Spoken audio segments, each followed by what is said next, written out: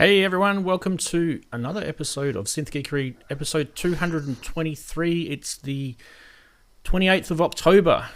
Wow, this year is cooking through, isn't it? Jeez. Change of seasons, almost daylight savings for some people, not for others. Anyway, I hope you guys are all synthing about. We're going to have a pretty interesting show this week. We've got some awesome people on our video list of our guests, and we are going to be checking out Mini Dexed, which is obviously you guys read thumbnails, so that's pretty obvious. Hopefully that will be interesting for you. It is a DX7 synthesizer, so if you guys like FM synths or PM synths, if you want to get technical, it is based on that. It is digital. So we'll be checking that out during the show, live, of course. And we also have our regular segments, so do check out our regular segments like news, funny side memes and things like that. But we also have StreamYard running in the background, and at the moment Brooksy's sitting in there and he's on his own. So I've pinned the link in the top of the chat if you're there. Now you don't have to show your face. You can just put your voice through and mute your camera if you want to, or if you want to mute your voice and show your face. That would be a bit weird, but you could do that as well. Definitely try that. So there's the link anyway. And let's bring everybody in. Look at that. We all flew in. How's everyone? Hey. Well, good. Before we get really into the swing of things, because I know this is kind of at the start of the show, and lots of people do see the start of the shows compared to the end. The statistics are here, right? I just want to have a big shout out to Rich Hilton, because I met him during the week, and he was here in my city. And just wanted to shout out to him personally and just say thank you very much for taking the time to actually meet up with me, which was lovely of him. He was actually the one that contacted me, and I thought he's just such a nice guy. And here's a photo for you guys to check out with me and him during the week. Hey. So, we could have literally talked for days. I'm serious. Like it was really, really, really cool having him there. I know he watches the show irregularly, so that's really nice to hear. He actually told me that he does. It's just something that warms your heart when you find out someone of his caliber is watching us. Oh my god. No, it's really nice to have him. So big shout out to him, and hope his rest of his tour goes really, really well. He's I think he's sort of still going around bits of Australia right now with his with Nile Rodgers and Chic, getting some freak happening. Be awesome. All right. Actually showed up on one of my microscope streams of all things, so I was like, "What are you doing here?" yeah. He talked to me about how important it is that we are here, and I just it was just a really amazing conversation. I'll talk to you guys a bit later about it when we get to Saturday Sonority, but just know everyone, like you guys watching, you guys on this video feed here. Everybody is very, very important to the music industry, so it's kind of humbling to find that out. All right, including Darren, which surprised me. Let's go stuck into the show. Sorry, Darren. That was just kidding. How are you, mate? He's muted. Yeah. Hey! Do you blame him? I'm fine. Oh, he's not muted now. Okay. I'd be like, what's the point in that?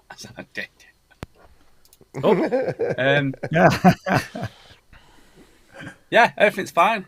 Yeah. I don't know where the week's gone, actually. I mean, 1 minute it's last weekend, and then it's this weekend. I don't know. It's just going to blur this week. Yeah, that's all I can say, really. All right. Well, make sure we move on. It's a blur week. That's it. Did you want to add anything, or you seriously? That's it. You're a man of few words. That's all that's happened. That's all that's happened this week. Nothing. I've literally. Have you had any feedback about your live set? Surely you've had some heartwarming feedback about your live set. Yeah. There we go. That was last week. Sorry. But people are still catching up with it. Yeah. No, it seemed to go okay. It wasn't bad. Jamie done a good. I thought I talked about this last week though.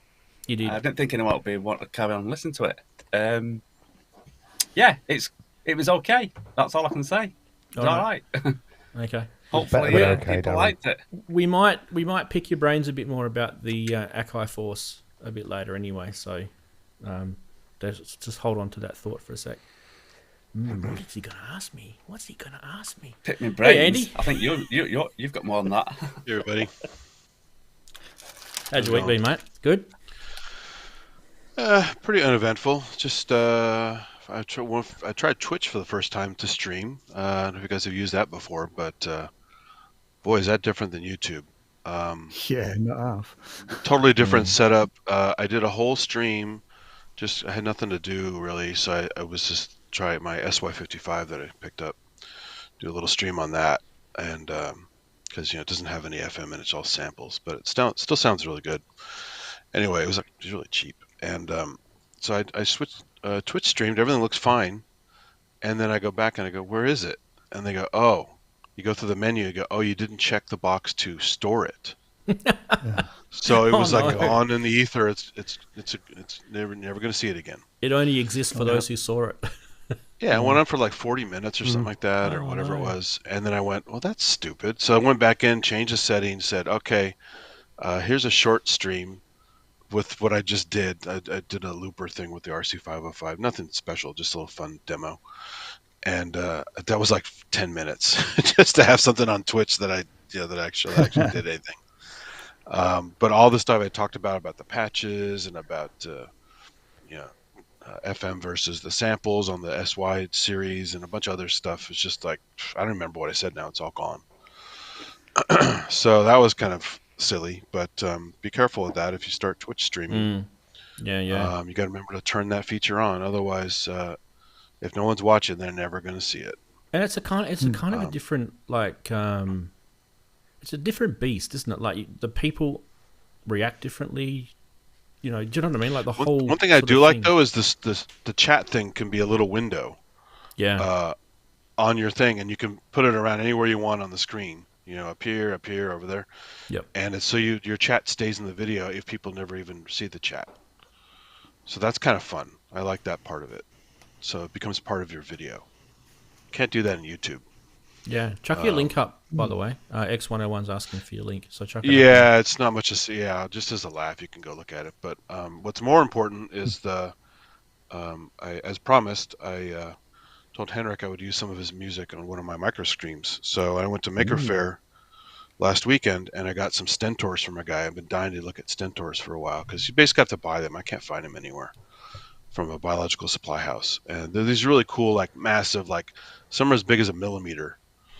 Single-celled animals, just huge animals for a single cell, and they look like a cone, and kind of like the Star Trek, the old Captain Kirk Star Trek with the giant doomsday machine. Looks like a Horn of Plenty going through space and killing planets.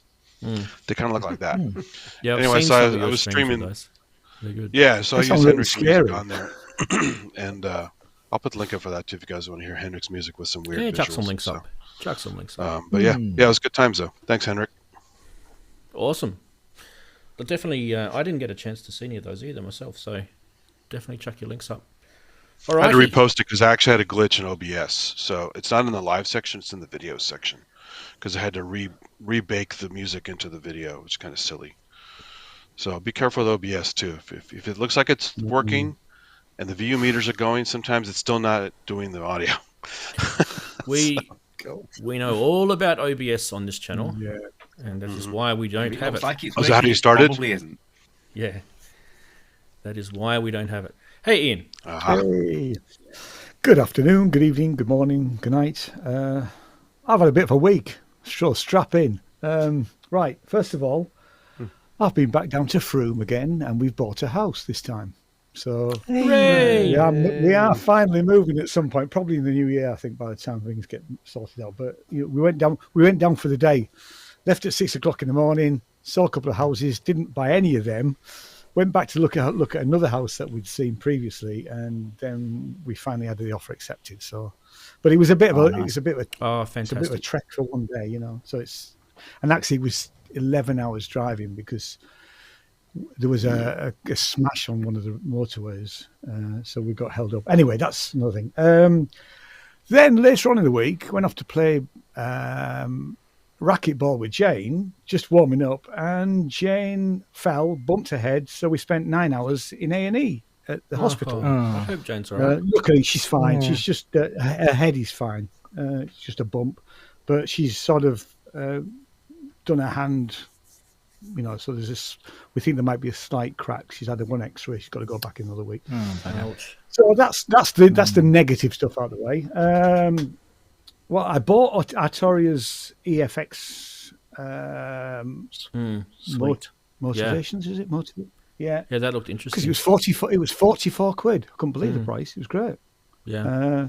I haven't done much with it. I've just sort of looked at some of the presets. It looks really cool. It looks like a really fun thing to mess around with.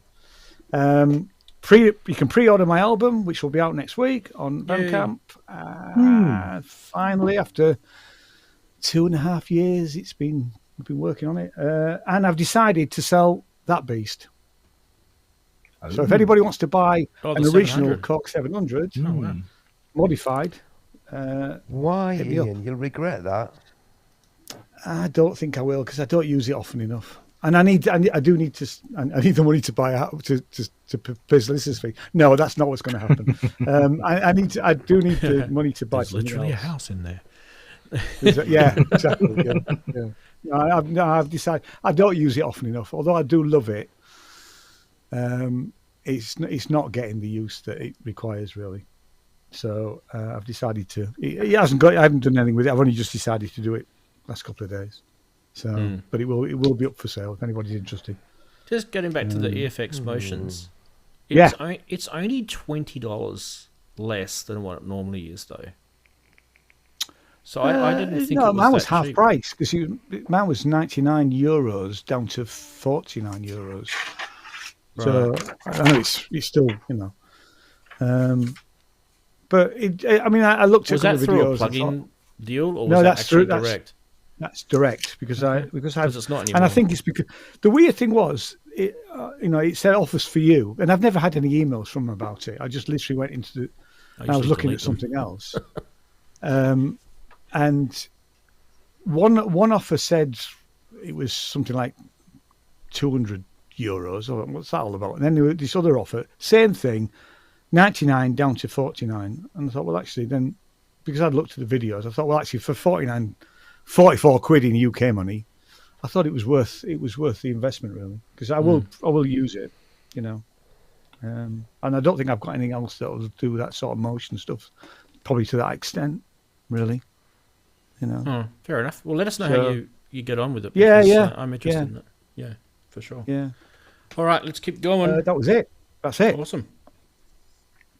Brilliant. Well, it's a pretty big week, mate, to be fair. Yeah, it was. You Yeah, bought a it felt house. like it as well. Yeah. Like, you don't often buy that. Oh, and I'm supposed to be preparing for. Sorry. No, you go. Go.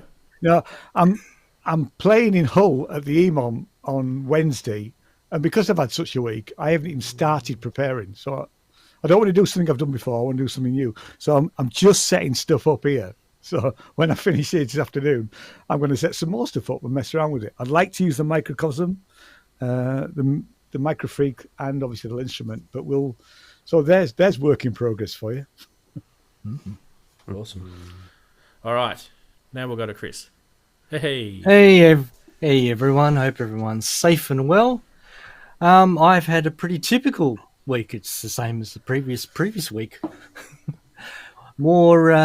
More building of modules, electronic design of my next module.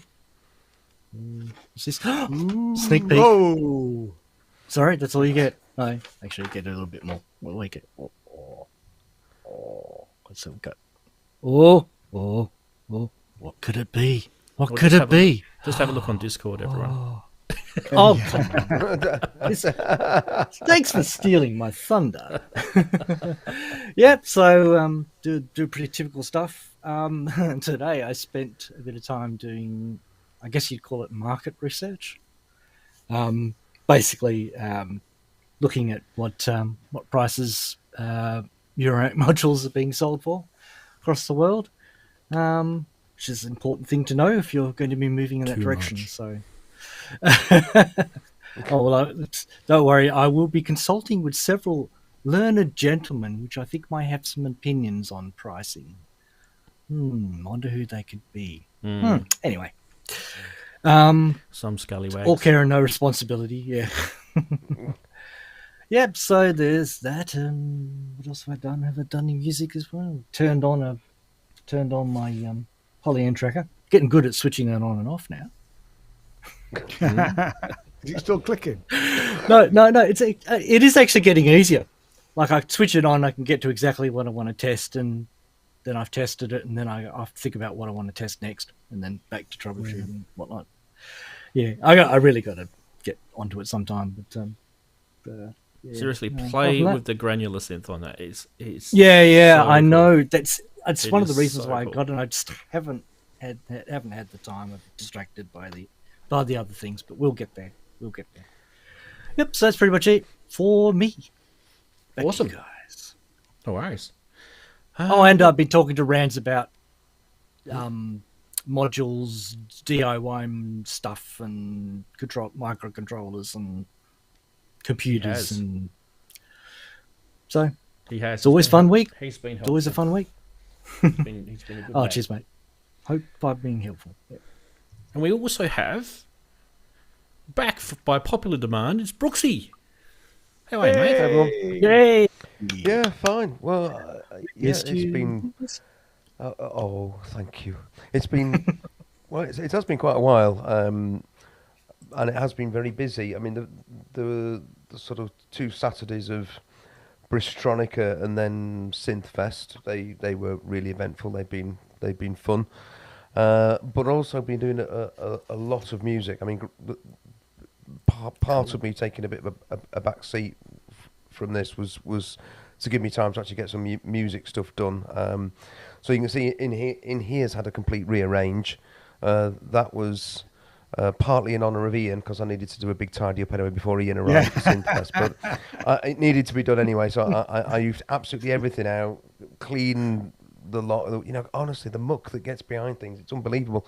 So cleaned out. I've got you can see where it is. This to my left, the 3-tier Jaspers stand to accommodate this lovely 88 keyboard, which courtesy of Kent. Thank you, Kent.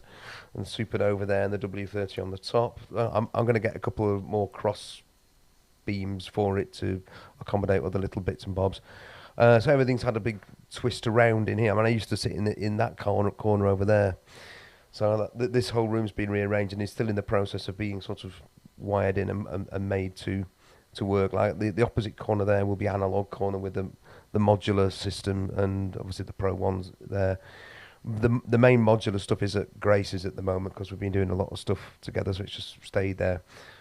We were supposed to be doing the Blackpool EMOM last week, but we got rained off, literally.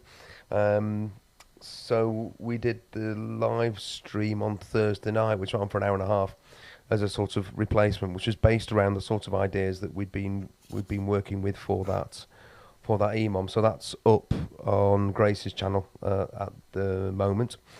And yeah, I really enjoyed doing that. It was a good thing. And Chris's module, the replacement module, which I got, is in the rack and is working and was featured in that jam. Whee! And then Yay. tonight, going round to Grace's to do more stuff for hardware jams and get ready for a not EMOM on Wednesday. Sorry, it's not the Hull one. We're going to Sowerby Bridge for technical difficulties, which apparently isn't an EMOM. It's just open to anybody and everything. So, but we're doing that on Wednesday. So we've got quite a lot of stuff going on. Awesome. Great stuff. All right, we're going to pop you back into that spot there, and you'll just Pop me back appear in my into box. Oblivion. Yay! Awesome. All right. Don't forget the link for stream. Brooks is on his own in there, so there should be enough room for a few more people to jump in. So please do that. How many people on the stream? There's a good number. Could be better. Numbers aren't that important, but obviously, tell your friends, all that sort of stuff. Right. We should get into the rest of the show. By the way, Brooksy, put your link to your to Grace's live stream in the chat for me, please. Yeah, we'll do. Because Sim's asked for it. Yeah. It's really good. We're going to say good day to the chatties first before we do anything, because I sometimes forget. And I'm just going to do a really, really quick one run through this week. We're going to say good day to Cresshead, Failed Muso, Future World Machines, Grace, Jason. Good day, Jason. Jack's there. Henrik's there, one of our channel members. We always like channel members here. Ken Lewis is there. Kev Human. Max there. Matt Brown. QRDNK. And Sim, as I mentioned before. Andy Synchrotron's there. Wagoo, of course. And many, many others. So if I have missed you, I do apologise. It's not personal. It's just that we've got to get on with things. Let's press this button. Go.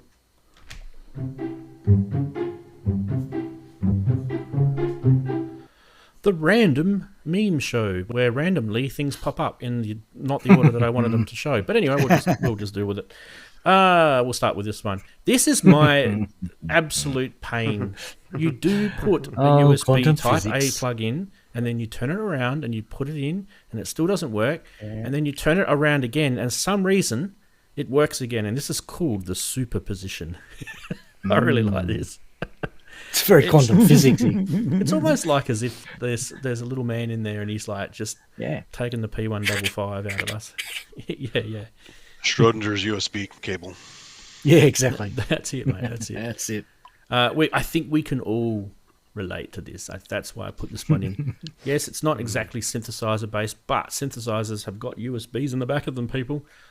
What about this one? This one's synthesizer based. Fourier transform.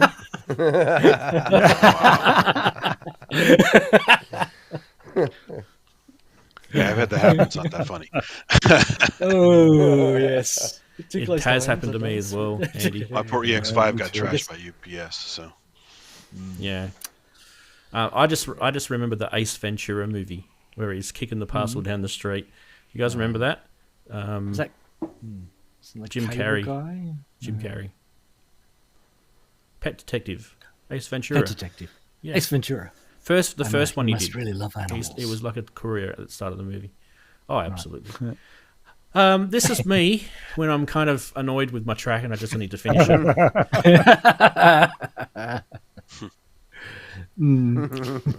Oh, that'll do. Yep. Just whack a few bits in. Actually, probably the drum segment. For me, it's just it needs some drums. Okay, whack. Done. Whack.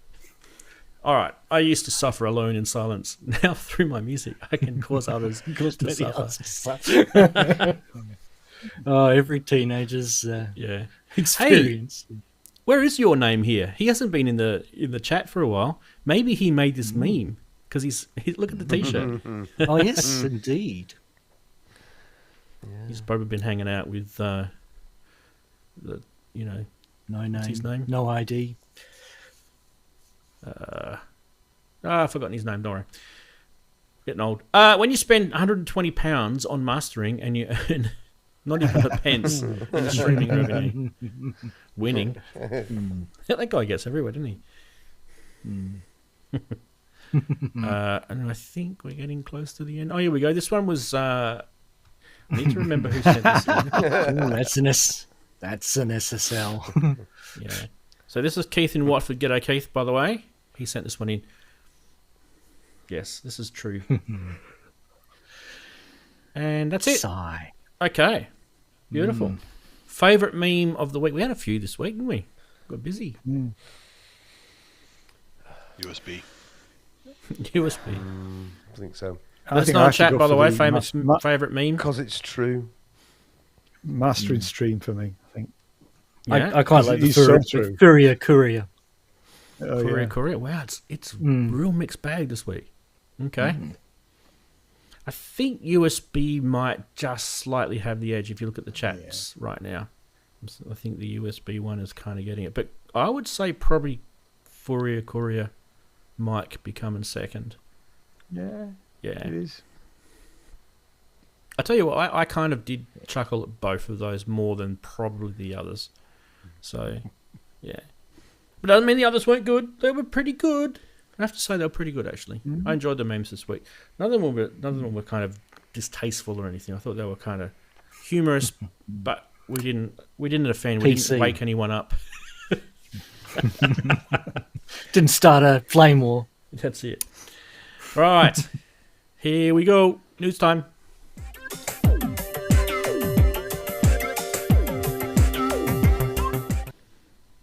Yes, we got a lot of cool things to get through this week. And yes, it is quite a lot of modular eurorack stuff. But I just want to make this really, really big point right now, that a lot of the development of new and innovative stuff in synthesizers has been coming out from modular synthesizers and making its way into desktop and keyboard-based synthesizers. So just bear that in mind, because I'm going to mention mutable instruments to you guys, and that will definitely, you know, if you haven't worked that out, but mutable instruments are in Microfreak and lots of other synths, right? So just bear that in mind when we're looking at this. Now, this one isn't any different. I kind of really interested in this. This was the Gamechanger audio. We did talk about this a little while ago, but this is called the Plasma Voice. And this is a synthesizer voice, as like in the full voice. Now, it's quite a lot. Let me just scroll back so I can get my notes. There is a video. Maybe what we'll do is we'll watch the video. It's about 3 minutes worth. I don't know. We'll watch the video and we'll see how we go with it, and then we'll have a chat about it. How's that sound? Here we go.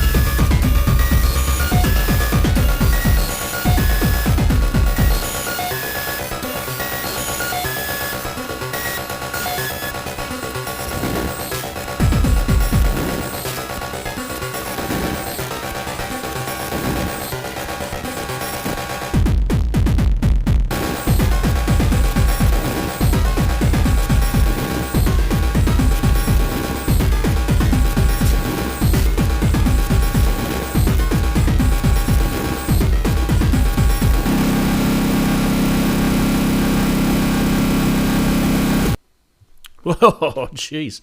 That got interesting very, very quickly, didn't it? Now, what you're looking at is a monophonic Eurorack synthesizer voice module, and you saw in the video that he was using 4 of them, and you'll find out in a second why. It uses this thing called the Plasma Sound Engine by turning a current transformer and tube driver circuit into an analog high-voltage oscillator. So the thing is kind of semi-digital. It's a hybrid. It's semi-digital, semi-analog. The core is this thing called an electromagnetic energy emitted and transformed into an audio signal through an inductor and audio rectifier circuit. A lot of technical terms here, people, so bear with me. The result is, this is what we want, a diverse range of electrifying sounds and tones that capture the character of vibrant electrical blue arcs, which you can see in the little plasma thing that they've got up the top. It's a 16 HP module and it sounds pretty cool. It's organized into banks. You've got bass, leads, plucks, drums, metals, statics, and sparks. So it does have a very electric theme. The sliders let you manually modify each sound, transforming it beyond the original use. And there are 49 transformable sounds in total across the 7 banks that you can see there. Sounds are completely accessed via MIDI as well. You'll notice down the bottom you've got MIDI, and I'll talk about that in a sec. And there is actually a complex synth engine that will let you modulate all this sort of stuff as well. So that it's like a building block. Now, in that little example, you would have seen that he used drums, he would have used bass, and a couple of sort of synth voices. So to make that little sort of demo, there's a few other features. There's you'll notice you can see the stuff in front of you, like there's bass and treble, boost and cut EQ. There's analog state variable VCF with a 12 dB per octave low or high pass with a resonant amplifier. There's an analog VCA. Both of the VCFs and VCA are digitally controlled as well, but they are internally analog. So you can control them with CV and you can control them via MIDI. The audio out is level plus or minus 8 volts, 6 central sliders. I'll tell you about those in a sec. The 5 center CV attenuator inputs, attenuverter inputs, I should say. Blah, blah, blah, blah, blah. The little 7 segment display tells you your bank and sound, so you can see that just next to that big black knob. Did I say 16 HP? 35 millimeters deep. If you include the height of the knobs, it's 54 millers for those worried about the top of their cases as well. Now the 6 central sliders, you've got a pitch. So it says it up across top: pitch, time, mod, harm, flux, and filter. Right now, so what the pitch does is plus or minus 1 octave, and it also has an option for fine tuning and octave settings. The time is an envelope time stretch. The mod is a pitch modulation effect. The harm is a harmonic content effect. The flux is an electronic artifact effect, which is interesting. And the filter is the cutoff without EG modulation. Now, MIDI, I mentioned before, supports quite a lot. Notes, velocity, CC, panel controls, banks and sound program can change controls, PC settings. Channel 10 has got a percussive key map as well, and also it sends pitch and mod wheel. $4.99 for the module. What do you guys think? Whoa. Wow. What sound? It is definitely a wow module. What sound? Quite impressive. Now go and tell us how much I would it have is, to hear Rance. more of it. I like some of the Gamechanger stuff, like the motor synth, but like Wagyu said in the chat, their distortion modules that are plasma based aren't that exciting. They sound very noisy and high frequency, and more of a gimmick sometimes. And I have to hear more of it to about the module. I'm not sure about the module, but I've heard their stuff at NAMM and talked to the guys. They're really cool guys. I think they're from Latvia. But really interesting. They're from Latvia. Ideas. From Riga. Yeah, from Latvia. Yeah. So they're interesting guys, interesting tech. Even Erica Synths does plasma stuff now as well. But not really. I don't know. I'd have to hear more about the module. But what as some people said in the chat, which makes sense, I'd be concerned about the radio frequency interference. I'd have to get a little custom Faraday cage for this thing and put it across the room, just so it doesn't screw up your stuff. Dear. Or maybe you might want to embrace that sound. That's a new sound. Keep it next. Just keep it next to the nuclear reactor over there. I mean, anyone using modular, depending on the case you're using and your situation, there's noise to already worry about. I don't want to add more noise to my system. Yeah, we'll be talking about that when we talk about the Dexed later on today too. Exactly. Yeah. Brooksy, did you want to say something? I think you had your hand up. I just thought it looked really exciting. It looked brilliant. It sounded great. I mean, right up my street. Modules that sound nasty like that. Good. What's not to like? How much is it, Ranz? I mentioned before, $4.99 US. Oh, bloody hell. Yeah, it's pricey. Oh, God. Yeah. Don't forget, though, it is a full voice, yeah. Yeah. It's quite big. Yeah. Well, it can go on the list, but it'll be down there now. It's a very Brooksy module. Buy one, says Grace. No. It's a very Santa. Grace, there are other things on the... Yeah. Yeah. That's the thing. Other things on the list. So. Absolutely. Awesome. Chris, what about yourself? Ooh. Well, one of the things, got a couple of comments. The first comment was the whole sort of, okay, let's get past the gimmick of it. The only thing I think which is truly a gimmick, which is it has the sound, it captures the sound of a blue plasma. Does anyone think that they know what a blue plasma should sound like? Because I have no idea. it was very much a situation where I think it's like, okay, look, just be honest. You have no idea how it was going to sound until you tried it. Yeah. You went, that sounds cool. That's It sounds like a Jacob's ladder. Yeah. Yeah, yeah. It's kind of, I don't know. I don't quite buy the whole. Oh, it sounds like a blue plasma because we all know what that would sound like. I think This it is sounds how a good. blue plasma sounds. These are not the My Trojan Tesla horse. coil is better than your Tesla coil. Yeah.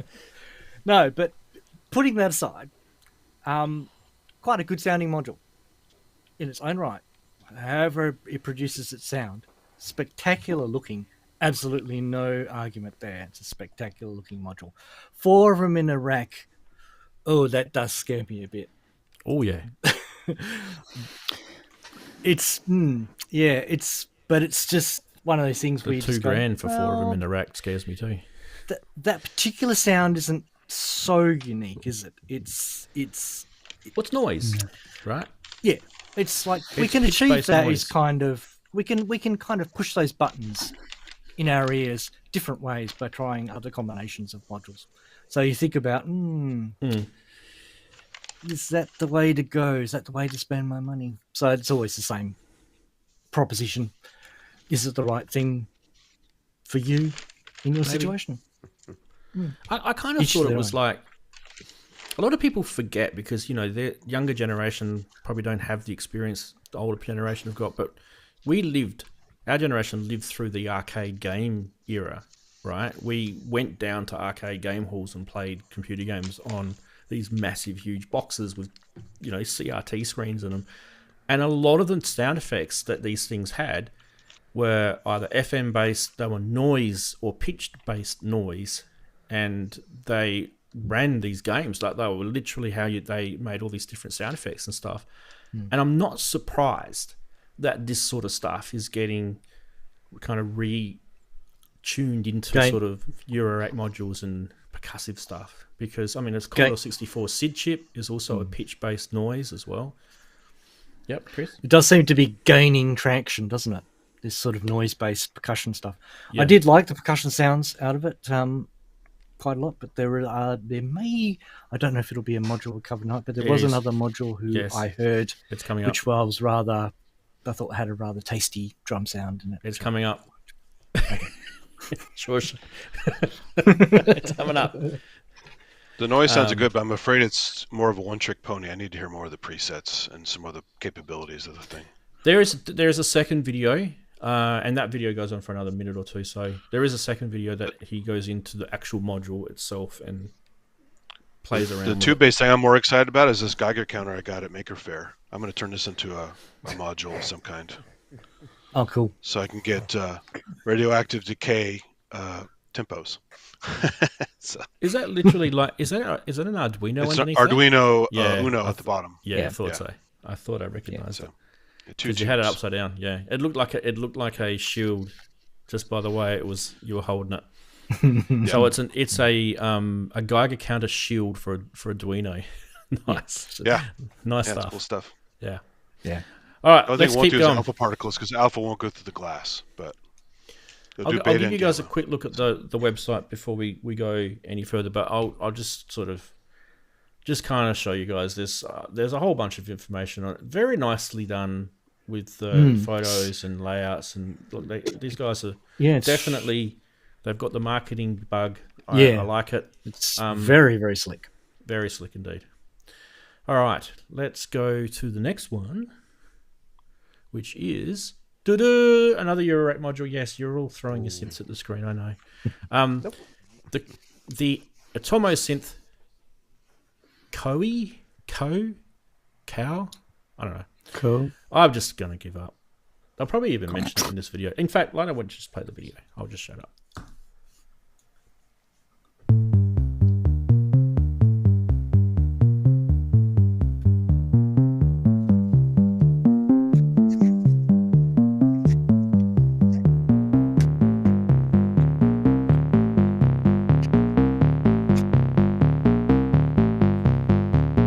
Drums come in now.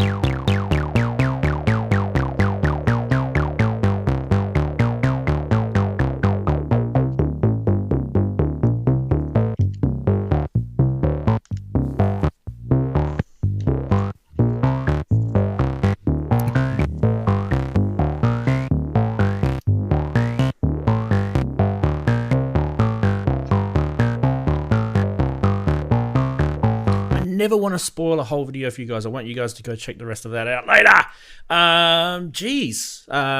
Joe Walsh-ish module. Joe's been making modules. Life's been good.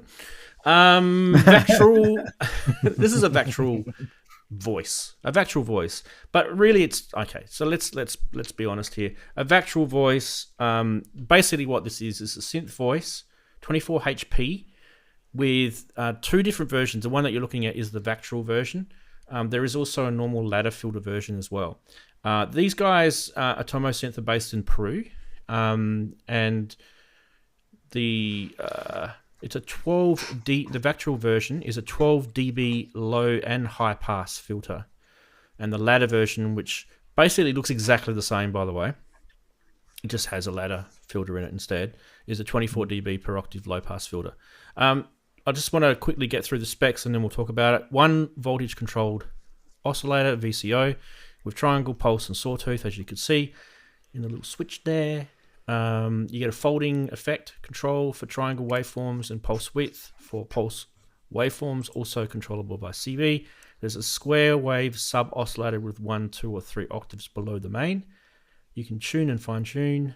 You get a glide effect, and as I mentioned before, the Vactrol or the low pass ladder filters there. There's 1 envelope ADSI type generator, 25 millimeters deep, and price I think is $299 US from Atomosynth. Get ones probably going to be hard to get them in the EU. Oh yeah, because the Vactrols. Unless they're like fake Vactrols. Oh. What's wrong with Vactrols and why has the EU banned them? Oh, we're not It's in the EU. because of the a benefit of Brexit. Cadmium sulfide. Hallelujah. it's cadmium sulfide. Yeah. We're not in the EU, we can get them. Yeah. You're in Brexit. You're in Brexit land. Yay! Eat it with some milk in the morning. Let's not go there, guys. So for all the badness, all the goodness, but at least you can get this, possibly. Maybe. Who wants to talk about this? Come on, guys. I'll say that No, it sounds all right to me. Go on, Chris. Go on. Yeah. It sounds pretty all right to me. Pretty all right. Yeah, like had a nice fat sound. Oh god, I used the P word again. Sorry, the F word. Sorry, Ranzee. It sounded pretty meaty to me. That's a better word. I love these descriptive words. I like Adjectives the coming out. bouncy, the rubbery bounciness of yeah, and low pass gate. That's what. Yeah, I totally agree with Andrew there. That's very boingy. definitely the whole vibe. It had a fruity List taste. of adjectives. It had. It was pushing my buttons because it had the little potentiometer trimmer pot access points through the front. See all those little trim pots, all those little. They look like screws, but they're actually trim pots. Yeah, they are. So They're there's next lots to the, of, which is a good thing to do, because if you think about it, because it's such a wide module, and if you need to do some calibration, you really don't want to pull it out and turn it around and try to calibrate it. I think they're thinking ahead, possibly due to manufacturer. It's probably user as well. Yes, but it's quite I quite like the knobs. I quite like the whole sort of vibe of Quite it, simple and it and seems big and chunky. and it's reasonably priced. Hello. Yep. But yeah, it may be tricky to get down our way, Rance. I don't know. No, we should be able to get it. Let's put it. Yeah, should be able to get it. I mean, if we could get stuff from Lithuania or wherever it is, And no problem. I think we should be able to use it purely as a low pass gate as well. If I'm not mistaken, I'm pretty sure the input there. Yep. Yep. I think we can. So it does. Gate It input, does give you some flexibility if you want to bypass the oscillator side of it. Yeah. Yeah, it's a nice looking module. 299 is not too bad when you consider this filter, VCA, VCO, envelope generator. Again, it's a voice, so that's a better price for a voice in general. Yep. EGCV looked to be on the. There's Front doesn't panel. really look like there's EGCV there, does there? It's just an EG there input, is an but I out don't- for it. is it- So there is an envelope generator out. Oh, that's actually handy. And is there a gate? Yeah, there's a gate in. Okay, so you could use this as an envelope generator. That's handy. Very nice. And it did get very plucky too, I thought, in that demo. So the It's EG quite might a be pretty fast envelope. Yeah. Yeah. So that's one of the things here is that they've probably partnered various different internal modules, internal circuits that actually complement each other. That's something you don't necessarily get except through experimentation with individual modules. That's one of the edges, I think, to And synth voices in general. I think if you're not into Euro, you can get yourself one of those little sort of module, single module cases and plug this into your synth. If you've got like a Neutron or a mini brood or something like that, this would go beautiful with it. How deep is she? This module? It was pretty shallow, 25 mil. Oh yeah, easily fit in a skiff then. No problem. Yeah, so any of those little 4MS type, little modular Pod. cases. A Pods, 4MS pod, yeah. Even if the 4MS skip pod. doesn't fit, you can use standoffs. I use standoffs for my tall modules. So Yeah, AliExpress is your you have friend. to. Yeah. Okay. Interesting. So you can be patient with the postage. I'll have to get you to send me some pictures of that. That's interesting. Yeah, some things are just won't fit. Yeah. Well, I had to use standoffs in the thing that I'm going to show you soon today. Okay. Everyone else finished? No one else? Chatties. Let's have a look at what the chatties are saying about that. It's always good to see, just in case there's something. I think Andy was kind of going, a voice and a low pass gate. Scratching his beard, probably. Some discussion about Vactrols and what Vactrols are and what made them, and Andy Synchrotron mentioned something about fake Vactrols. Are they fake Vactrols if they don't Yeah, use that's- X, Y, and Z? That's what I want to know. Are they fake Vactrols? So, don't know is the answer. And we're not going to get into Vactrol conversations right now because, just think of That way. think yes, of that way like madness lies. think of like a light that is shone and that is captured into some sort of two different sides of electricity, and that particular time and space is causing the rise and the fall of your voltage. That's about all I'm going to say. And if that confuses the pants out of you, I've done it on purpose. Right. Next. Yay!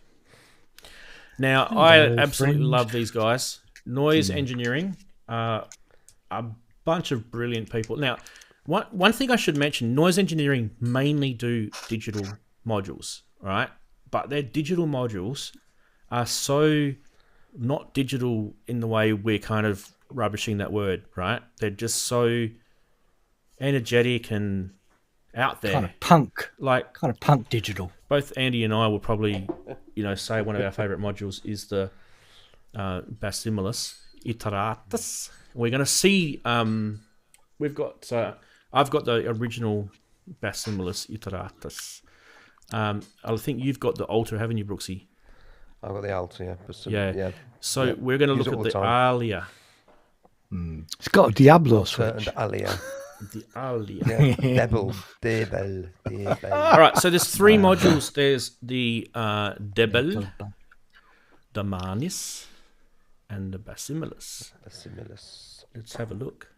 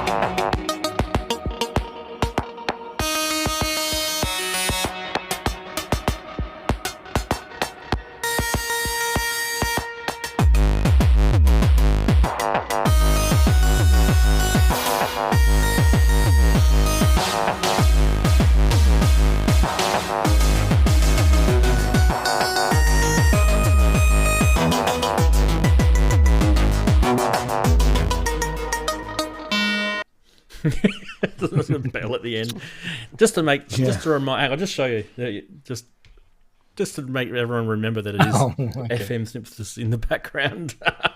I love it. Nice little piss take. Love these modules. Oh my god, these guys need to stop bloody coming across my inbox because I'm going to keep giving them money. They are really cool sounding modules. It's a no-brainer. If you haven't got the Basimilus, like Wagood was just saying in chat, I need to check it out. Mate, you need to check it out. It's all over my new album, by the way. Definitely. Yes. So do check that out. Where do we go? That one. So the Debel, it's a hybrid additive phase modulation voice. So that is pretty cool. In fact, let's get the picture of it up again. The Debel is this one. They all look pretty similar. Right? So as I sort of scrolled through them, you would have seen they were all very similar. Now, it is absolutely no-brainer that they're all the same price, $385 US each. Now, they have a lot of what you would call software engineering behind them. Okay, so you gotta think of how important that is for this sort of digital sort of realm to come into Eurorack and modular. Because you've got to translate that digital realm into control voltage, and you've got to do it in a nice musical way. So it's not an easy feat, trust me. I'm playing with it right now. With this one, you've got pitch, octave, shape, and time. So it's got a little EG sort of thing happening in there, and it's got this like Taco Nacho Diablo switch, and like there's some it's just so much fun, and it really sounded kind of, let's use Chris's word, it sounded meaty for a digital module. It really did. Like there's the grit. They always put overdrive into their stuff too, so you do get the grit and the overdrive. I love it. Clean it ain't. So that's the first one. So remember, they're all the same price. I don't have to tell you the price. $385, right? The next one is the Manus. It's a gross, gritty, and dark industrial strength voice on a swappable oscillator platform. And they say, Pangolin approved. So... Pangolin approved. Yeah. You've got skin, liquid, and metal controls. Love this stuff. Well, the same as profundity. You've got a profundity knob on there, Darren. You can play with your profundity knob. Aye. There is a low pass filter on this one as well. Great. This is another sort of oscillator type module as well. And obviously the third, which we always talk about, is the Basimilus. This is a drum module, a percussive module. They call it the universal drum synthesizer with roots in the analog world. Don't really know about how that sort of works, but it does have a swappable oscillator platform, and we need to sort of find out more information about how that works. But I'm just having a look at mine. Brooksy, have a look at your... Oh, you don't have your Basimilus there, do you? It's over at Grace's. It's over at Grace's, yeah. I'm just having a look to see how different this is, right? Because you've got the altar, I've got the original. The artwork is different. It's essentially the same thing, with a couple of little switches, tweaks, basically. And the main thing about that Alia series is that it's interchangeable firmware. So if you've got one of them and you decide you'd like to find out what the other's like, you can download the firmware for that particular module from Noise Engineering and stick it in the back. You can't do that with the Basimilus Iteritas Alta or the one that you've got. You're stuck with what's there. So, there is one firmware thing for mine, which you don't get on yours, but because mine's the original one. But yeah, these are swappable. That's what they meant. Yeah, cool. Awesome. Yep. Anyone want to comment? Hey, what's that button doing there? Anyone want to comment? Like crazy here. We've been waiting, haven't we? We've been waiting. They had discontinued the original modules because of the supply issue with the CPU that it was based on. This, I think, is also the new platform, so that's why we had to wait for a while. So they've been. arrived with a bit of a fanfare, and we're very pleased to see them back again. Yeah, I did mention that the software engineering platform at the start. Yeah. They're just great modules. I mean, the sound that comes out of them is, I mean, okay, the Basimilus, that's the one I know, and that's the one I have. You know, it's very varied. You can get all sorts of really interesting plinks and plunks and bangs. I think, you know, somebody in the chat mentioned about sending it loads of modulation. Just send it loads of modulation. And oddly enough, square waves work quite nicely to make it jump from one to another. So you can get it to do two different boom, boom, boom. Yep. Sample And I also, you know, I also stick mine frequently through the Debel for Wasp filter, because that just adds even more crunch and grunge to it. Yeah, and it sounds nice. Great through that. Nice. It really does sound good through that. So that's. Have you got a punk, I'm Andy? No, I haven't. I still haven't got round to getting one of those. Yeah, you know, I track mine through the punk. Makes sense. It I punks it up. absolutely understand that. It wasn't punk enough, yes. Oh, We've it's made punk it enough, funkier. but you can never have enough punk. Ranzee, do you have the WMD Geiger counter? That's a nasty distortion module. No, but I do want that's- to get it. That's crazy. I mean, yeah. So, do you know modular grid, Andy? Which one of that one? Me? Sorry, synthetic. If you just dropped modular grid into my shopping basket, that's the modules that I want. There you go. Who doesn't, Good right? luck with that, Ranzee. Yeah. Speaking Maybe of we can't do that, Christmas lists like The that. discontinued. Yeah, the discontinues. I know. Some of them was really Yeah. sad. You think, bye. speaking There of was shopping one. basket, I just scored a radiophonic one from Suit and Tie Guy. 60% off. Oh, I think it's amazing. Can't wait Oh, to get it. No, this one. Okay, maybe, but this one, Brooks is right on the money here with discontinues, right? This one made me cry almost. Where is it? Here it is. Here. I'm going to show you the page, and then I'm going to click on it. Right there. Oh, yes. The Sid Guts Thonk DIY version. Wow. Oh, I didn't even know it existed. No. And now I'm like, what? Please bring it back. So ALM actually made a Thonk DIY Sid Guts version that you could actually like build yourself. How cool would have that been? Anyway, that's what Brooksy was talking about with discontinued stuff like that disappearing. And it Vactrol happens. has a bunch of cool stuff that discontinued their electromechanical stuff. You know, they had those little sensors you could modular control, hook them to proper drum heads, and modular control a whole drum set. It was just awesome. like a They Sid stopped making system, that yeah. stuff. Yeah. Yeah. Awesome. I mean Simmons. What am I saying, Sid? Right. Darren's been really quiet today. I'm going to make him talk. Darren, talk about one of these modules. Well, he or has get a one. slap. I haven't got any noise engineering stuff. I did he want has. them originally. No. No, I haven't. No. I've sort of moved away from the modular a bit. I know you have. We're trying to move you Yeah, back to it. that's why I left. Nah, you don't need It's just it. too You don't need it. It's too expensive for me. I have to watch my pennies. I can only buy little bits at a time. So, All right. so Well, I'll modular, tell you what. Even though I like it, it's just. I'll tell you what. Yeah, mate. it's just. That I'm much. going to help you. All right? I'm going to help you. The next one isn't modular. Doesn't mean I How's can that afford it though. Well, it's actually, at the moment, this next product that I'm about to show you is discounted by about 25 or something, 30% or something like that. It's really cheap at the moment, but you might have to be patient because it's on a Kickstarter. Let's check it out. How's that for a drop it in the poop hole? I might just, By the way, I do like those Basimilus. I might just go straight to the video. Here we go. The Lof-12 XT features a retro 12 kHz, 24 kHz sampling engine, complete with a 12-bit sampler mode. This can turn any sound into a pleasant lo-fi sound. So please, use your own ears. Oh, I was going to borrow Andy's.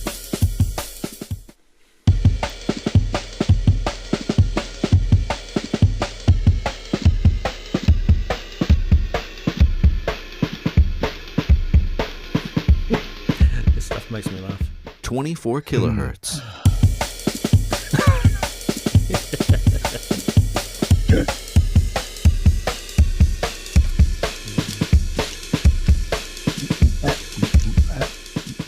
The Lof-12 XT allows for easy editing of sample loops, as well as attack and release, enabling you to use any sound as an instrument.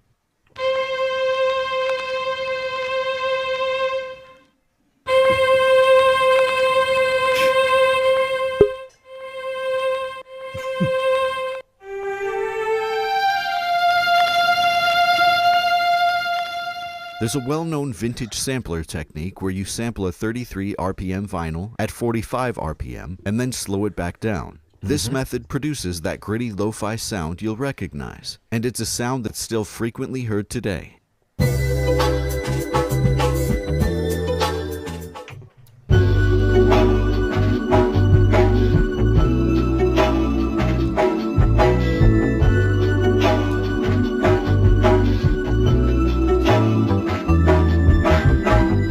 Thank you for watching until the end.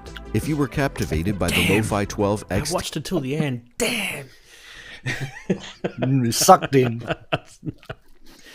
No, it was cool. No wonder musicians are poor. They're always talking about sense. Anyway, let's talk about this thing, the Lof-12 XT.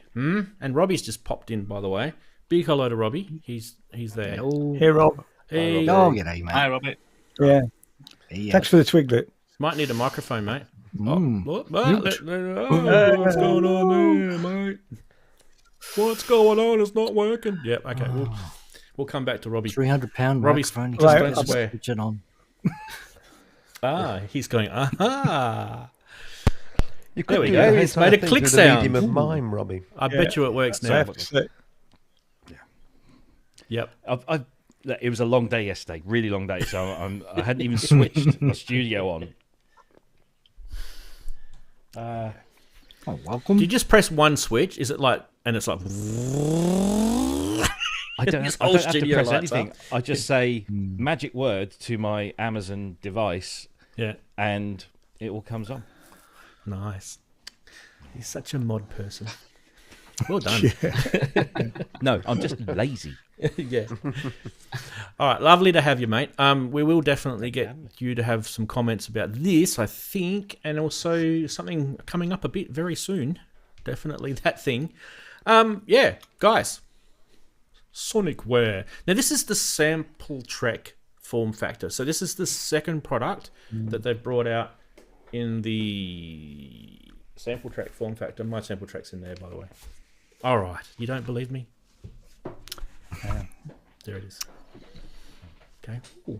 It still smells new. I love that smell. Right. Robbie's showing his sample tray. There we go. Andy's got one too. Andy, wow, Andy, you're such a You see. Let's all flop out our Mine's sample tucked away. tracks. Yeah, whack them out, boys.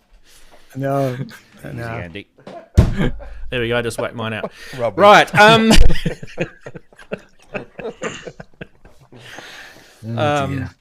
Yes, Lo-Fi 12. Let's get this show back on the track. Of, I have don't a need picture. this. There it is. There it is. Isn't it beautiful? Yeah, small screen. No, I'm not wowed by it, to be honest.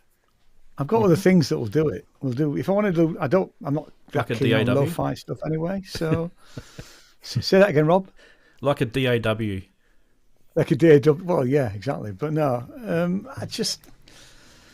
I'm not so sure. How much is it? It's on Kickstarter. I'll show you guys the Kickstarter because. And why is it on Kickstarter when they're? Yeah, well, that's how they did the sample tracks. So I'm kind of thinking I they're know. playing that. They're playing that game. Playing that Yeah, I game, guess. which Yeah, it is. Not that. Jeez, I hate this Kickstarter website. Stop doing that. Scroll there. There we go. It is 56,000 yen, which translates to being about. What did I say it was? I've got it in US Well, dollars. here. super early birds are discount, so it's $379 for the regular one, and a little more for the okay. the retro color scheme. It's going to be But that's just $4.99 US. when it comes out, and it's $120 US discounted now on the super early bird. And there's 18 left. $120 discount. Yeah, I mean, Yep. 120 US. Discounted to $120 or discounted No, 120 off. So you're To... Right, okay. do your math. Yeah. The original wasn't as expensive as that. You mean the? I think the original was really Sample quite track. cheap. And The Sonic, I'm sure mine was Different only about time. 220. yeah. 220. I did have to pay about 60 quid import tax on it. Yeah. The only one I was really interested in was the granular one when that came out. Texture Lab. But I think, didn't you buy that, Chris? Yeah. Yep. That was I have that was the only one that really floated. Shamefully I sitting mean, over there. I have, I know. I'm pretty sure my OP1 will do what this does. If I'm honest, I know it's a different beast, but it's just and it will sell really well. I mean, clearly there's lots of people already, investing in, but it's not. It's definitely not for me.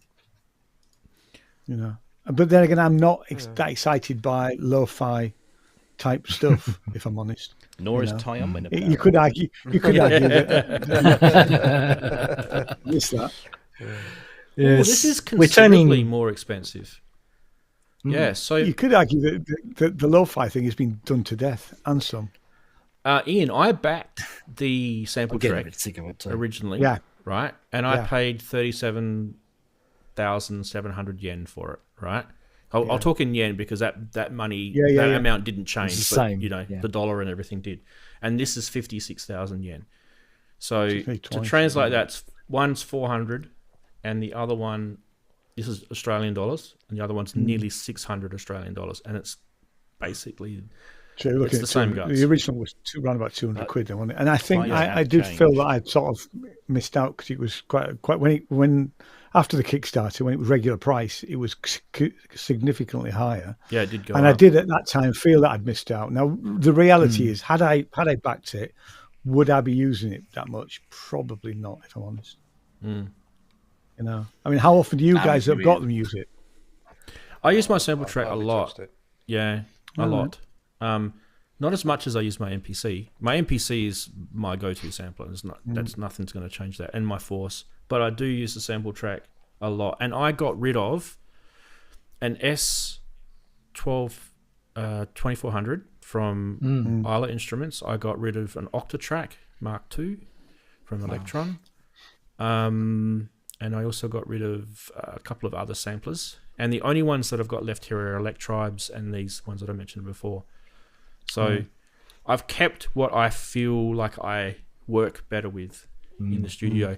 The sample track has a really, really good workflow. It's actually quite good.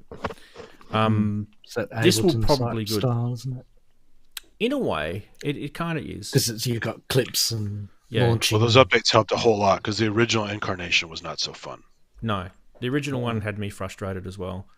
And then they had that SD card issue, and there was definitely some early bird frustrations. And that's worth that's pointing what out happens.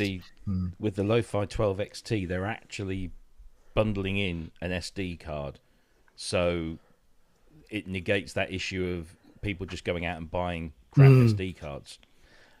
You get one, and it's confirmed to work. So you're sure you can go out and buy a bigger one, but they're bundling that in. So that's only an extra 10 pounds on the price. That's actually Robbie. I actually think that's a good idea because you're making a product, and if you don't ship an SD card with the product that needs an SD card for it to work, that's just kind of like that's brainless. Synclavier. Hello, Hello, Synclavier. Synclavier. Exactly. Yeah. Like you can't I afford did a raise little that with SD them. card. Yeah, I did know raise you that did. with them. Amongst many things. Sorry, I've just popped you down the bottom there because you can see we can get you into the frame if that's there you okay. go. Yeah. No, that's cool. Nice. Okay, let me just give you my feeling about this. It's definitely a no from me. And the main reason is that I've got a sample track. I'm kind of cool with that. It can do kind of some of these things anyway, but all that sort of lo-fi stuff is so easy to do on your DAW, and I kind of feel like I don't really need a little box to dumb it down for me. I reckon it definitely will resonate with some people out there as kind of a go-to thing, and they can just put their gear through it, their samples through it. But for me, I don't usually work that way. I would much prefer to sort of tweak a sample. If I'm going to lo-fi something, I'll use the MPC or I'll do it in the DAW to do it. If you're a hip hopper, it's a daily use thing. So Yeah. It's an immediacy. Those things are built to be quick, aren't they? That's what it's about. So you're immediately getting that tone quality that you're after without having to do a load of faffing about beforehand. And I think that's its main idea, really. And there'll be people who want that. They'll go, oh, brilliant! It just sounds grungy straight away, and they'll be happy. But they've got a decent suite of products now. So, as a company as a whole, Robbie's got loads of them, haven't you, Robbie? You've got a whole stash. I've got all of them bar the original ELZ or EZL or whatever it's called, but I've got the new one on order, and I haven't got the Lo-Fi 6 because that was a perfect circuit only thing, and the import duties would have killed me. Yeah. So, but no, I've got the retro version of this coming in. Well, I say the retro, it's just the it's got the Akai color scheme rather than the black, just because it looks cool. I don't know if I can say this, but there were suggestions made, to the developers that they should do it in an EMU SP12000 color scheme, the greys and the blues. But I think whilst they were responsive to the idea, I think it arrived too late in the process. But who knows? There's a lot of people actually saying that retro color should be the standard color because it just looks a lot nicer, and the nomenclature stands out a lot, a lot easier. I think it should. There's photos on the Kickstarter with it, isn't there? And it sold more. They sold more of the retro one than they did the original. So go figure. Well, so the retro one is more expensive though. That kind of, I didn't really get that. It's just a color difference. Yeah, for Lo-Fi, they should use a Mirage color scheme. Yeah, it's not like a Porsche that goes faster because it's red. Well, different molding and dyes and process, and I'm sure there's a reason. Have a look. It's 64,000 yen for the retro version, right? So that's, I mean, yeah, it's quite a lot. It's about $100 more. Yeah. Almost $100 more for us. About 50 quid more for you guys, right? Is that about right? About 50 quid more? Yeah. Yeah. All right. Look, this is not gonna. I don't think this product is going to be the best thing ever come out. But it does remind me. What was that other product that they had that kind of did this stuff in the Livin series, right? It kind of it was the Lo-Fi 12. Lo-Fi 12. Lo-Fi 12. Right. And then this is Lo-Fi 12 XT because XT. Basically all the things they wanted to do, all the feature requests they were didn't getting have it didn't have the guts to do that. Didn't have the grunt under the hood. So they thought, well, we can implement that with the sample track platform, and so they did. Okay, there is, and as you were saying it, I literally just found the page. It's on the Kickstarter page. There is a table which compares the two. There you go. Right. And also, they did that because they knew people would be saying, "Well, why are you doing this? Why Which can't one we do just I have get?" the updates and the Lo-Fi?" So, and while we're talking about it, the next question people are going to ask is, what's the difference between the sample track and the Lo-Fi XT? They've done that too. Which actually I haven't had a read of that. I'm going to have a read of that later, because I'd be interested to see if there's anything that it can do better than the sample track, which I'm already seeing some things on it. Right. Down. Just hand away from the wallet. Remove your hand from your wallet. Yeah, it's not gonna happen. Not gonna happen. I'm not gonna get this.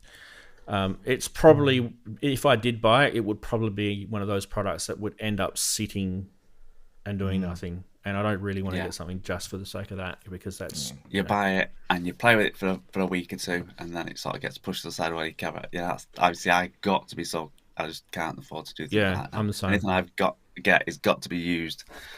Well, it's got to be worth using. Let's put it that way.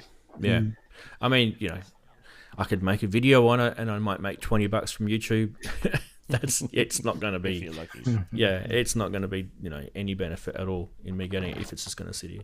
But it's nice. I do like it. I'm not by any means rubbishing it at all, because there's nothing rubbish about it. Actually, for people I think it's want cool. that sort of thing. It's great. Yeah, and it'll sell well. Yeah, they've tripled their goal on Kickstarter, so I don't even know why they use Kickstarter. To be fair, they should just take web shop orders. and then just change the price. Just say this is going to be the price, and then on this date it's going up. Just take it through the web shop. They may be getting a little bit addicted to the platform, unfortunately. Yeah, I'm still a little ginger. It's only the third thing they've ever done through it. They only did the sample trek and 8-bit warps. 8-bit warps, yep. Everything else has been done, through their web shop. So I just think it's it's a safety net, isn't it? Because if it doesn't hit with people, then they can just say, okay, fine, and we pull the plug and here's your money back. But as you say, people are going to be buying this stuff because they've now built a reputation of being, quite an innovative, clever company that build very good quality things. I mean, that's the other thing people talk about. The quality of the build on these is superb. It Especially the sample trek. It's a good, solid little beast, that. So, yeah. The Livin FM's pretty solid too. Not going to lie. Yeah. Still sitting over here. Doesn't get used enough, and I probably should. Anyway, starting to play with FM a bit lately, so it might tweak the Livin to come out again.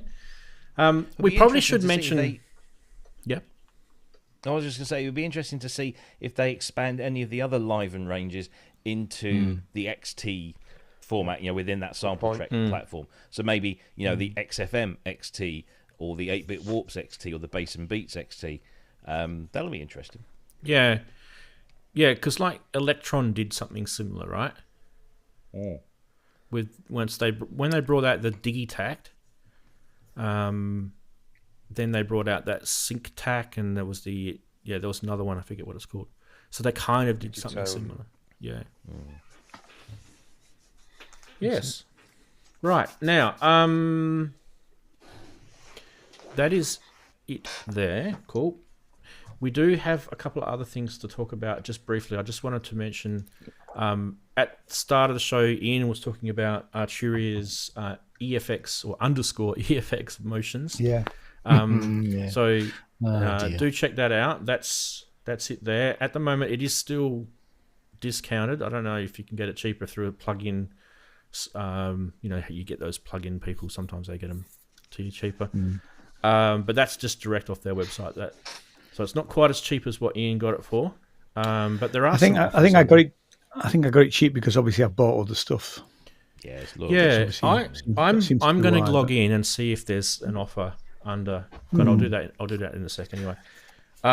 So that one's pretty cool. But they did release a product during the week, and yes, I thought it was quite interesting actually. So it isn't a synth-based product. It is actually an audio interface-based product, and here it is. It's called the AudioFuse 16 Michael rig. can fit it somewhere in studio. Yeah. Now I've had an AudioFuse and I sold it, and I lost a lot of money on selling it used. It did not hold its value at all. But I got the original AudioFuse, the little box thing. It was a pretty innovative product. I think it was probably a little bit kind of way out there, to be fair. But this is probably a bit more sensible because you've got actually an absolute shite load of inputs on this thing. This is a smorgasbord of inputs. This is really cool.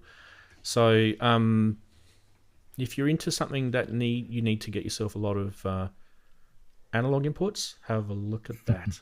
Hey, and it will just fit into a little nice 19-inch rack.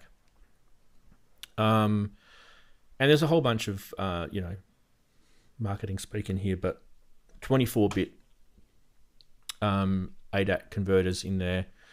And interesting, they're using Cirrus Logic as the company that does that, because I haven't heard that company's name since IBM clone graphics days. Cards. Yeah, graphics card days. So yeah, interesting to see that company doing stuff still. Wow.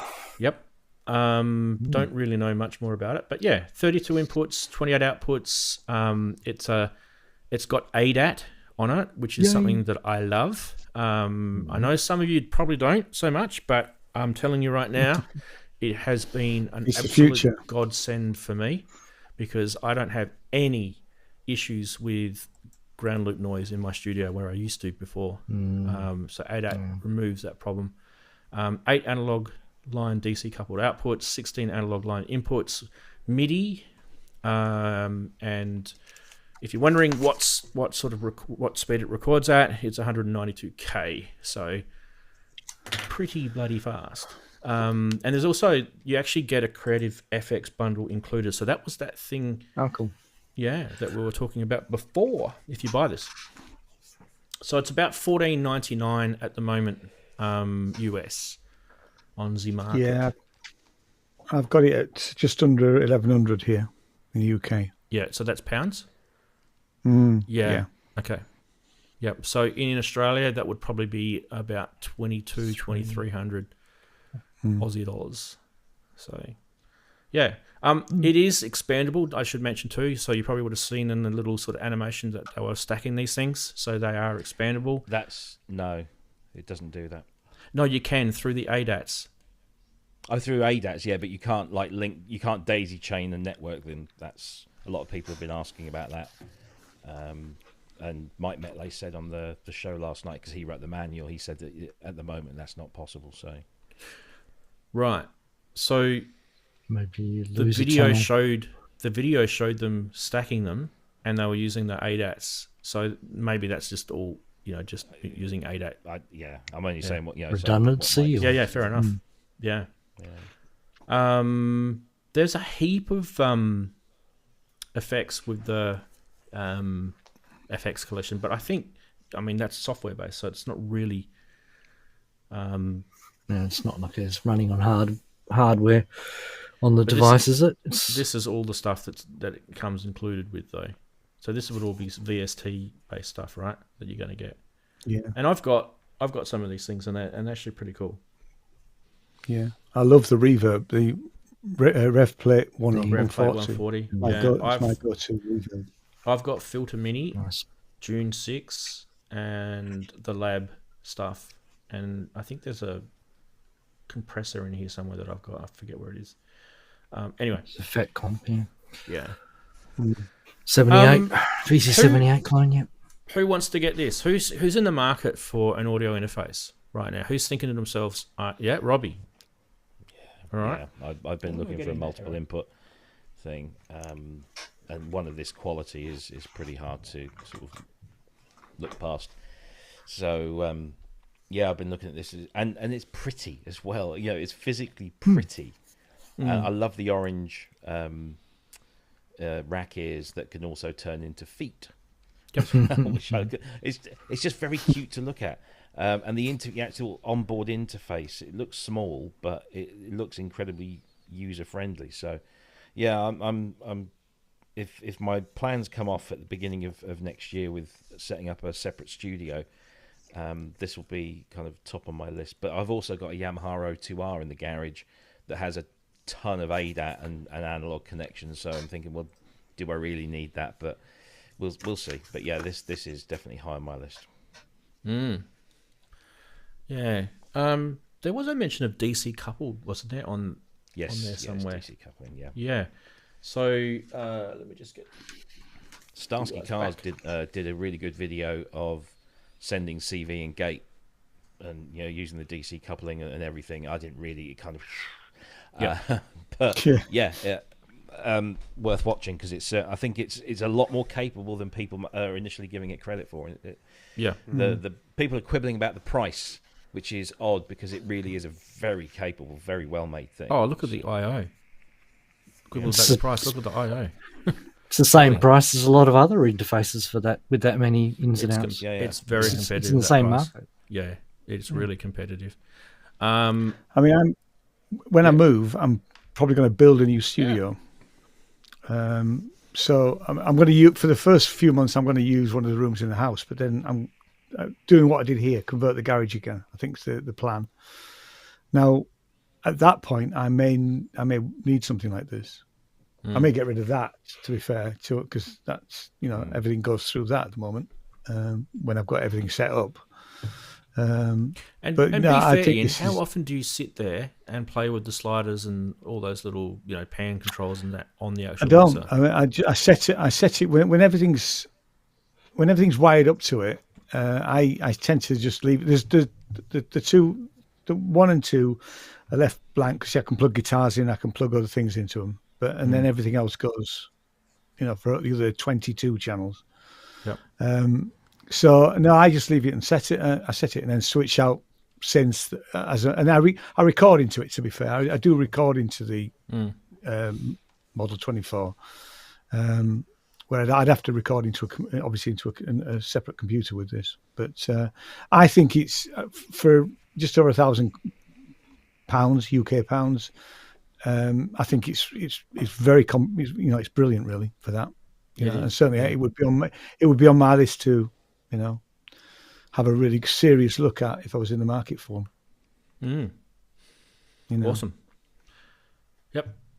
Now I want to mention too about DC coupled stuff. So if you are into modular synths, you probably want to get yourself on board with understanding what DC coupled interfaces can do for you. And if you've got Ableton Live, Bitwig, and there's a few others as DAWs out there, Ableton Live Suite needs to have the max part in it if you want to do the CV based recording in it. I use like Expert Sleepers modules here, which are ADAT/digital audio interface modules, and recording CV as opposed to audio is actually a really, really cool thing. And what we might do is I might see if we can get Oz to come on the show. I reckon it'd be really cool to see if we can get him to come on, because he's a man that knows a lot about this stuff, and he has been he's been doing videos on CV recording in Ableton since like 2010. So that's how long he's been doing it for. So yeah, I think that's probably a good thing that we should put a pin in for a future episode, because I think it'd be pretty cool. We have touched on it here before. It was probably really badly done, but see if we can get someone better at it than me anyway. And if that Arturia thing is DC coupled compatible, that's actually a really cool thing, because that means you'll just be able to plug your modular CV straight into it and record square waves and sample and hold and all the cool stuff. I heard that it was DC coupled outputs, but not DC coupled inputs. Right. Okay. That's what I heard. Yeah. Well, sending DAW DC coupled stuff to your modular, just as cool. Isn't it? Exactly. Yeah. Still useful. Sending an LFO generated from your DAW and controlling. It's like what you said last week about the APC 64. Yep. Got 8 outputs now. We think are addressable under Ableton for exactly the same kind of purpose. Yeah. I don't know if they're DC coupled though. So you got to be checking on that. Yeah, it might be from internally out, but not through. I'm not sure. Be interesting to see, but definitely check that out. All right, are we done with products? We're geared enough. We kind of sick of gear for a bit. Can we move on from gear? Never sick of gear. Can I just say I quit. Today. I quit. I'm out of here. I caved today, and I actually bought a VL1 today. What? Yeah.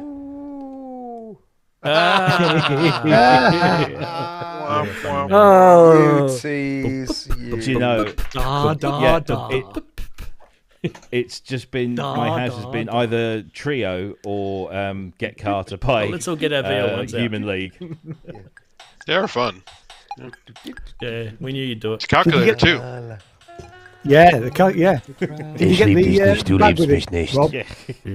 Sorry? Ich lieb dich nicht, du liebst mich Did you get the bag with it? Did I get the what? Sorry. The bag, the case. I have the case for mine. Yeah, it's fantastic. Oh, you got the condom. Brilliant. And all the books and everything as well. Yeah. Oh, I didn't get the books. Yeah. That's got all that stuff. So many memories. £6,000 later. No, just kidding. Oh, we had to trade his DX. Yeah, just sell the DX1. Sell? What's this word? No. Swap? Okay, swap. Started with this. All right, people. Does it come with a CS80, Kent? Does it come with a CS80? It comes with a Casio. Right. Kent's showing his recording studio. Can you Does move it still to have the Fury, calculator Kent? in it? Well, this, yeah. Yeah, it does. Yeah. Yeah. All right, people. Let's have a look at this. This is on the show topic. We need to get to it. Mini Dexed. Hooray!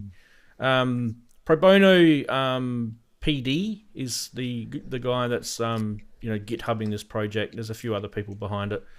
It's an open source project. It's pretty cool actually.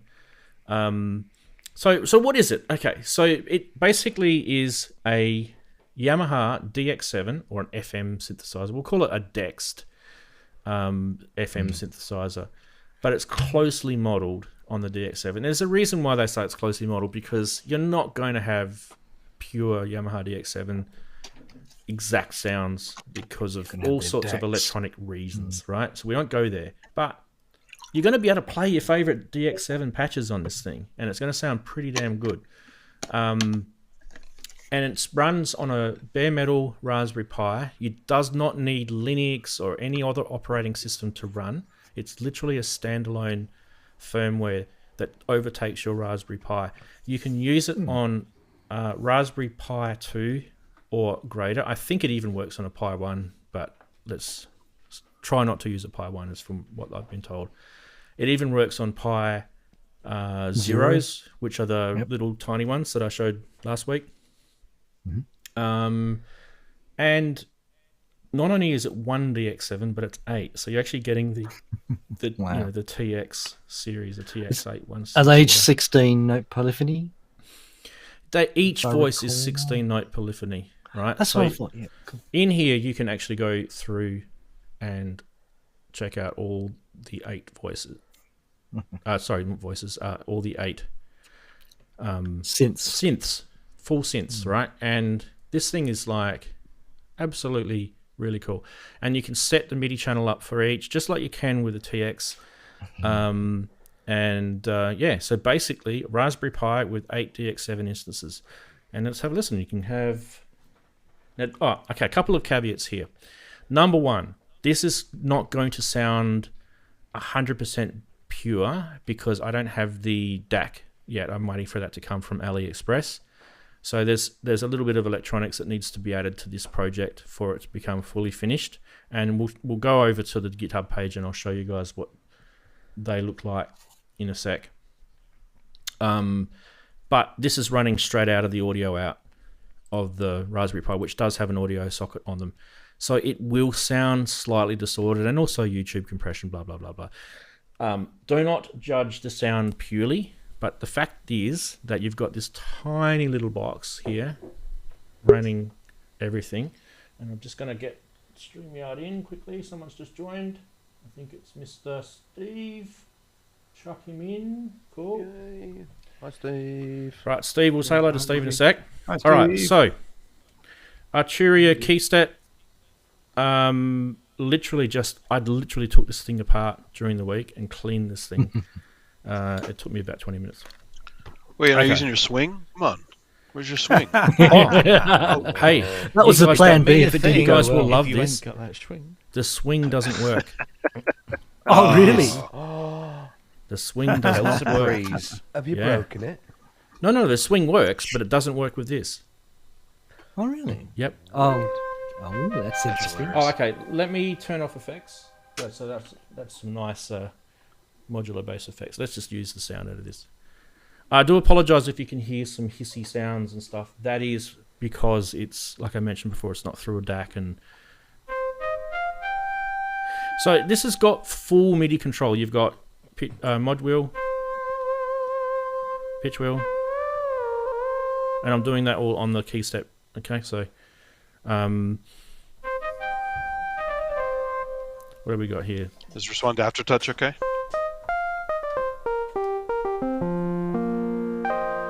So it's full polyphony, 16 voices.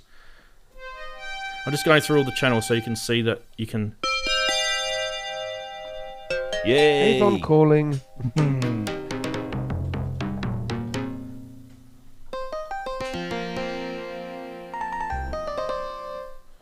And then 8. You can see that one sounds a little distorted, Nicer right? indeed.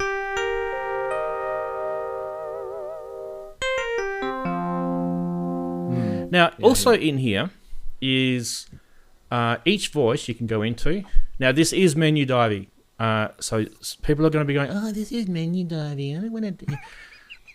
It's a Raspberry Pi, people. Get over yourselves, right? Can you add buttons to it, or is there not enough interface for it? There are some sub projects where there's. I'll talk about this in a sec. Where this is going. You can deal with stuff with SysX as well. So these are all the menus for each synth. You got all the stuff: reverb, send. You can even change detune it, cut off, resonance, pitch bend, automento, polymono, modulation. All right, each one of these things has submenus, right? And then once you, like for example, I'm going the wrong way. Then you can even, if you want to, go and edit a voice and literally edit the operators. I'll go in. I'll show you. So you can edit an operator. You can edit the output level, the frequency. Oh, that looks familiar. Right. So you literally can go into all the FM cool stuff, right? Double click gets you back to the start. Plus, this thing is performance based like a TX, so you can go in. You can make this thing work off Omni, so that all voices will work off an Omni type MIDI setup. There's global effects, and so you've got compression, reverb in there, and I'll just go back. And you can also save the performance. So if you go through and edit this whole thing, you can edit with CSX too, by the way. You can actually save and load this performance thing. So that's how you do it through there. All right. So double click gets you back to the start. So it's pretty basic. But why don't we do the next step and actually just show you for the nerds? That's me. Let's take it out. You heard the hiss go, right? There you go. What I'll do is I'll just disconnect everything here, and the Raspberry Pi in there is just literally flapping around in the breeze. So what I'll do is I'll just unscrew these 4 screws, and I'm going to show you guys. Now, I built this thing on a smell of an oily rag, pretty much. It did not cost me very much at all. A Raspberry Pi 3 is inside this, so you can get Raspberry Pi 3s pretty cheap, and it handles it very, very well. The 2 other components I bought from my local electronics shop, or you can get them from Amazon or AliExpress or Thonk or Adafruit. Adafruit's a good one, yeah. Yeah. So it's a rotary encoder, and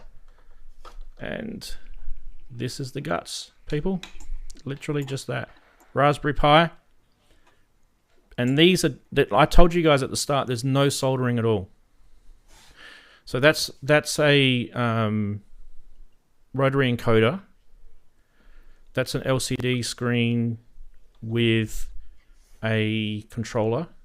That I did have to solder that, but you can get these already built in, so you don't. I just couldn't get one quick enough for the show, so don't worry about that. Yes, I did have to solder, but you don't need to get that one. And literally, the Raspberry Pi, I'll just pull it out so you guys can see. Everything is just, you just slide those little pin cables on there. So I was connecting the audio to the audio out there, the power's there, and the keyboard can connect to any one of those 4 USB inputs there. In fact, you can actually connect 4 MIDI controllers to this if you want to. You don't need a box. You can just have this all sitting, if you want to, just out like that. But I just thought, just for the show, I'll just kind of do up a quick makeshift, like it's a real cheap little hobby box that you can buy from your local electronics store. Right, so that's it. It's someone can probably price all that up while I'm talking, but let's go across to here. So this is GitHub. This is the MIDI Dexed. I'll get actually Andy Synth Addict. Can I get you to put the pro bono PD? I did already. I'll put it in again, cool. but I already put it in. Yeah, chuck it in for the guys. This is the GitHub website. Sometimes people get scared of looking at sites like this because it looks like cyber security or computer science geeks hang out here. Yeah, we do. We hang out in GitHub. Don't worry about us. But it's actually not too bad. There's a README there. There's photos. It just reads like a website. it tells you how to make this thing. It's pretty basic. So let's look at the features of Mini Dexed. It's using this thing called Synth Dexed with Circle standard library. The SD card contents can be downloaded from here. You literally click on that link, and I'll show you guys the SD card in a sec. It literally runs. There's no Linux or anything like that. The whole thing boots off the SD card. There's no. You don't need to plug it into a HDMI monitor and use a mouse or anything like that. It does have a HDMI output which spews out console stuff, and there is a bit of command line stuff if you want to muck around with that, but there's no need to. There really isn't. You can use the HDMI output as an audio output, but I will warn you, there is a slight latency on it, and it's probably not the best. And sometimes they're saying if you want to make this project on a cheap budget, you can use the HDMI output and use an audio extractor, which does the HDMI to audio. There's little boxes that you can buy. They're very cheap. All right, but the DAC is the better way to do it, which is what I was talking about. This thing here, right? Dedicated DAC. All right, so I'm getting one of those from AliExpress. It's pretty cheap. We'll talk about it later. So it supports multiple voices through program change and bank change. It uses LSB, MSB, NRPNs or RPNs, right? MIDI CC. Okay. You can load voices from sysx files on the SD card. The menu is all controlled through that display that I told you about, and a rotary encoder. It's actually not too bad going through it.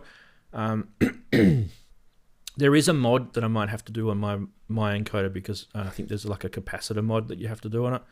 In mine, sometimes you twist the encoder and it doesn't do anything. But apparently there's this little capacitor mod that you can do on it, and it fixes that. Each channel can be detuned and stereo shifted and panned and all sorts of stuff. So you've got it pretty much. I don't know, Robbie, how much you've got compared to a real TX, right? But it's pretty good. Oh yeah, I mean, there are a few things that aren't that it doesn't do that a TX816 does do. For example, the TX816 has a set of, for want of a better phrase, I don't think they actually call them performance settings, but essentially that's what they are. Is that it goes beyond the DX7 spec, and you can have specific settings for each module per voice. So this doesn't do that as far as I can tell. But what it does do is it allows you to stack 8 FM engines, and that can result in some amazing textures and qualities. And if you're clever, if you follow the school of Dr. Manny Fernandez, and you build your patches with the concept of them being partials, a bit synclavier like, you can create a big sound with those kind of qualities that you can trigger each engine on certain key ranges, and you get a really amazing sort of kind of sound. Also, my other misgiving about this, and it's only a small one, is that Dexed is okay, it's good, but it's, of all the DX7 emulation applications that are out there, and most of them are in plugin format and not this, and that's where this, it's where Dexed excels because it's open source and can be put into this format. It's not the most accurate, but minor details. This, if you can build this for a few quid, essentially, it's going to be what, less than £7,500 tops for all the bits, including the Raspberry Pi. Yeah, it's a lot of fun. But if there was a contest for making a worse interface than the DX7, this might actually win top prize. Yeah. But great that there's a community out there that are building, and particularly if you what you said earlier was that there's people designing interfaces for it. Great, that's going to be even better. So so it's good. There's already one that are doing the OLED. They're doing like an OLED display. So at the moment, this is a two row 16 character LCD display. Like that's what you're getting. So it's limited, but there's some guys working on putting an Arduino in with this and having the Arduino run the MIDI side. So you can put MIDI DIN through it. And then nice. No, but you don't really need to, because obviously the Pi is doing USB, so you can always use MIDI to USB, MIDI DIN to USB things anyway. But what I'm saying is with the advent of putting the Arduino through it and using the standard C++ libraries with the MIDI with Arduino, it gives you then a whole bunch of features that you can then bring in through the MIDI side and controllability for that. So that's kind of where that was going. And then obviously the OLED display could then show information from that as well. Let's just quickly talk about system requirements. I mentioned it before, you need a Raspberry Pi. They do say it runs on a 1. Just to mention though that I wouldn't recommend a 1. It will only probably give you the 1 T, one synth, I should say, instead of the 8. A Raspberry Pi Zero is the same. But I'm in the process of making a eurorack module with a Pi Zero and this, and I'm not far away, so it'll probably be a couple of weeks, and I'll have that up and running, and we'll actually have this mini Dexed system on a eurorack module running on a Pi Zero. Yes, it's only one synth voice, but that's all you need, and then we can send it chords or things like that and plumb that through your eurorack modular. So that's kind of the benefit with that. So don't rubbish the smaller form factors out, because there's uses for them. And then obviously, you put it in a box for a bigger one, a Pi 4 or Pi 3. I think the Pi 3 is well and truly enough from what I've worked out. I think the Pi 4 is actually probably overkill, to be fair, and they're more expensive, and the 5s and the 400s are more expensive as well. I do recommend getting the DAC if you are getting this thing. It's literally you're not going to get any latency, and it's going to improve the sound remarkably. So that's where you'll get some quality out of this. So far what you've heard with mine has been through that headphone port, basically, which is rubbish. But it's seriously limited. It's definitely got some sort of issue with distortion and stuff like that on it. And I think a lot of it's to do with that the developers probably just can't be asked trying to fix that problem when you can just put a DAC in here and it works fine. So the other option is to use the HDMI output. And to do that, by the way, it's really simple. There's literally just some settings that you make on the config file. It's literally editing a config file in Notepad on your PC or text edit on your Mac, and literally just commenting something out. So to give you an example, you would say sound device equals PWM in the mini Dexed ini file. It's just written here. There. It's literally just that. So, and then you can change it to HDMI or a DAC or whatever. So sound device equals HDMI or sound device equals I2S. By the way, the I2S is the DAC system that they're using, the driver. MIDI keyboard works. There's a list somewhere in here of what doesn't work and what does. So yes, people have tried things like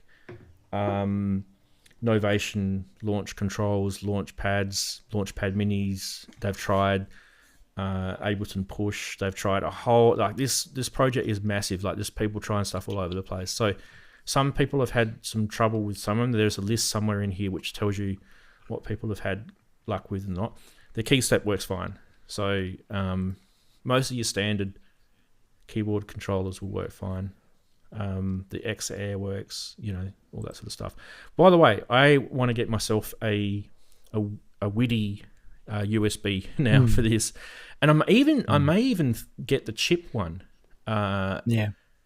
And get it to work on the chip, because then I don't even have to it can just sit inside the box. Put it in the case. Yeah. So I'm looking at that. And for those who are interested in talking about that, we can talk about that on Discord during the week. This is kind of part of the documentation you guys can see here. It talks about GPIOs and, where did that go? And stuff like that. Let me just see if I can get that back. I just literally lost the page. What happened there, people? There we go. It's back. Yeah, so the little thing that I just showed you a couple of seconds ago, all the colors on it and the table, is your pinout. And in the Raspberry Pi itself, where's my camera gone? There it is. This is the GPIO port on the Raspberry Pi here.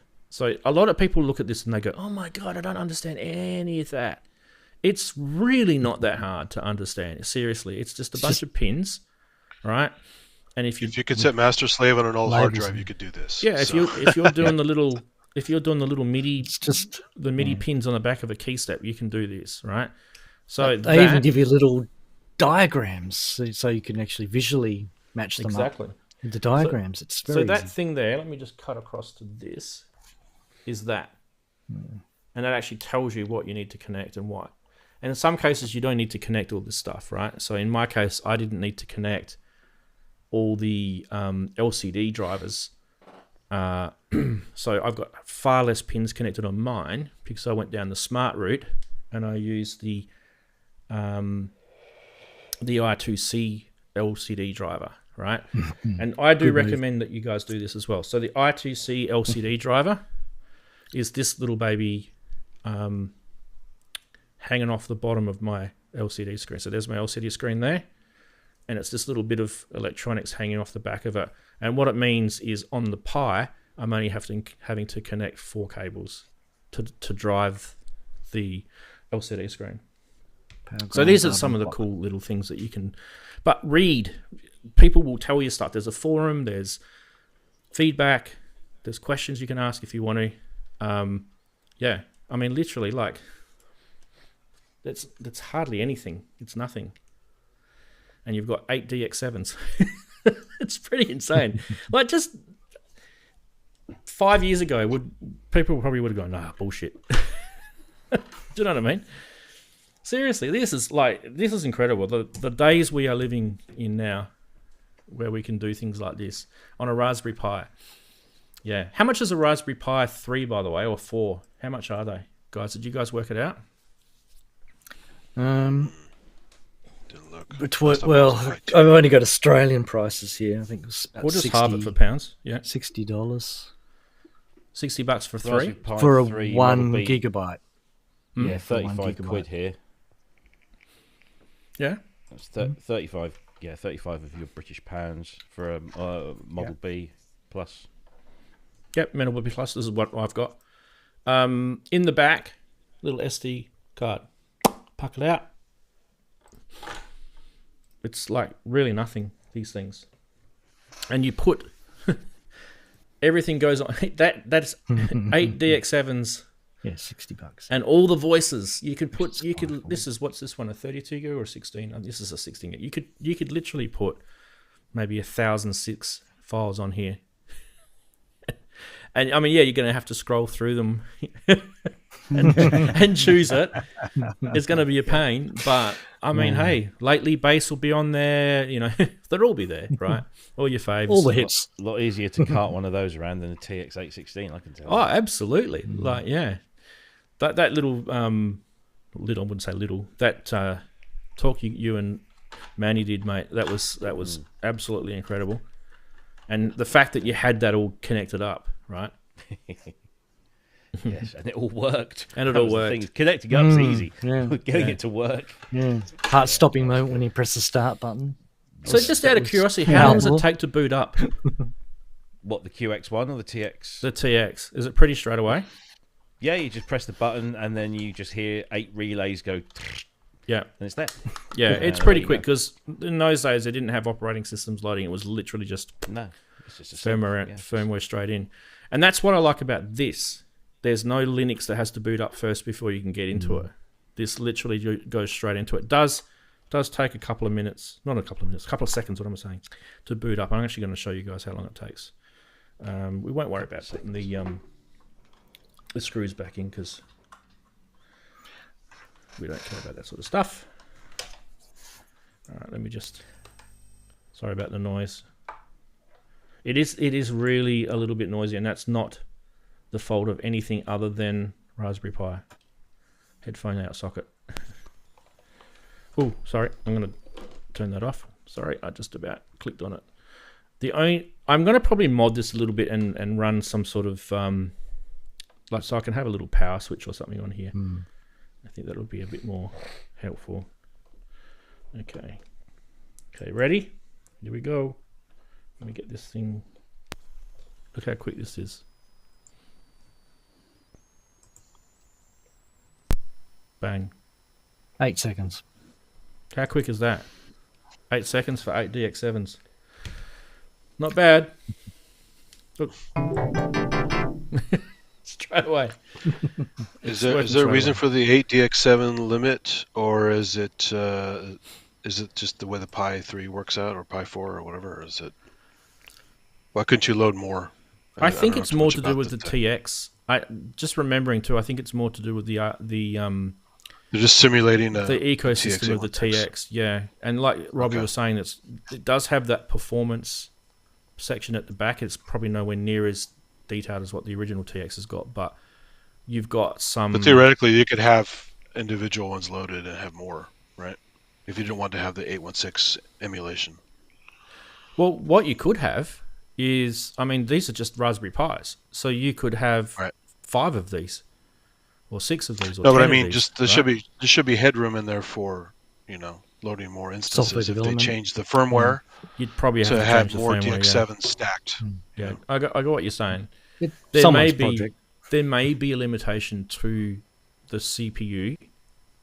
There may be that, but I mean, we're looking at Raspberry Pi 5 being launched now. It's probably not that far away from hitting the streets. That thing is like insanely powerful compared to the 4, which was insanely powerful compared to the 3. It's, each iteration is. They just keep getting 2 is better pretty and weak. better. I have a 2. Did you say that this has got effects built in? Yeah, it's got reverb and compression, and I think each voice has. Let me have a look here. It'd be nice if I had a chorus in there, because that really, a bit chorus, delay, and reverb, just the standard stuff, really does. Like with anything, it just brings it to life.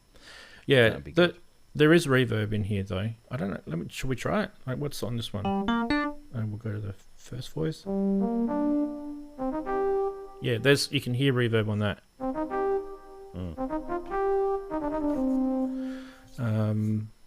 What is it actually set? Tina Turner right there, isn't it? Yeah, so that's set to 99, all the way up to 99. Dancer. Max, get me out of the phone booth. So he goes from 0 to 99. That's a long way away, wasn't it, that one? Yeah, it's not. And in fact, I think... Yeah, if we go into... Let me go back to me again. If we go into the effects section here, this is like the master effects. What have we got in here? We've got enable, size, high damp. So there's a little bit of stuff in here. What level are we on? 99 again. Our favorite. Hold down to go back one level. Where was that one I saw before? Size. Yes. Oops. Peter said there's a version with 16 TGs on it, Raspberry Pi 4. So there you go. There are options. Wow. So size 70, and does that go up to 99? Here we go. Let's max out the Pi. So much different.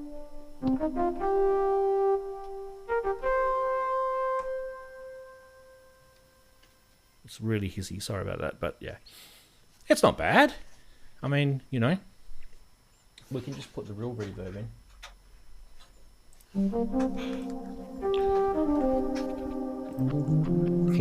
Is this the Lo-Fi DX7?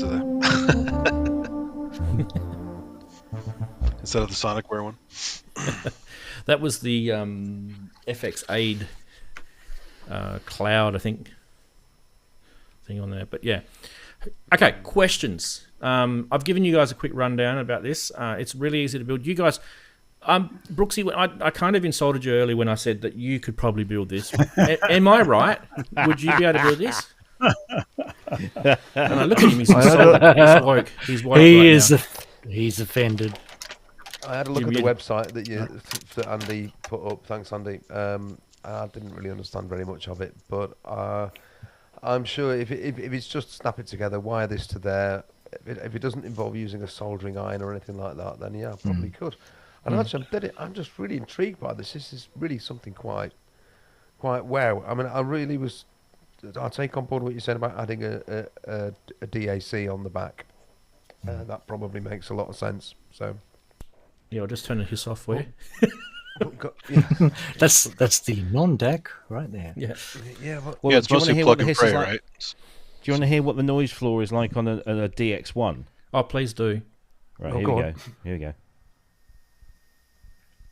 Oh heck! Yeah. That's full tilt. Though. I mean, that's normal. Can't really hear it, but yeah, you whack it up. The originals weren't that tidy either, so don't be too hard on it. People were asking about the DACs and what they are. So you do click on that link; it takes you into the I2C, and you can get these PCM 5102 modules off of AliExpress. It's actually the only place you can seem to get them, actually. You can get them off Amazon as well, but be careful with Amazon, because sometimes you don't really. Yeah. You could probably make one if that way inclined, right? Yeah, I can get the chip. That's true. I have to. But they look like this. These things, by the way, this is a massively blown up version. These things are tiny. They're tiny. So basically, that there is a 3.5 millimeter socket, so you can just see how tiny these things are. You literally just connect this thing up to a few of the pin headers. There's no soldering needed. If you do it a certain way, you can solder it if you want to make it more permanent. So yeah, but the DAC is definitely recommended. I'm surprised no one is actually just making these things just like in a box and just selling them and just saying we're not making a profit on this, guys. We're just selling it with the bits passed on to you and a little bit of money for our labour. Especially when you consider you've got the Korg Volca FM Mark II, which is one DX7, but it's only... Well, it's not even that, really, is it? It's not even a DX7. Because it's only 3 or 4 voices or whatever it is, right? Yeah. The Mark II does have the reverb, the Mark II. And the chorus. Yep.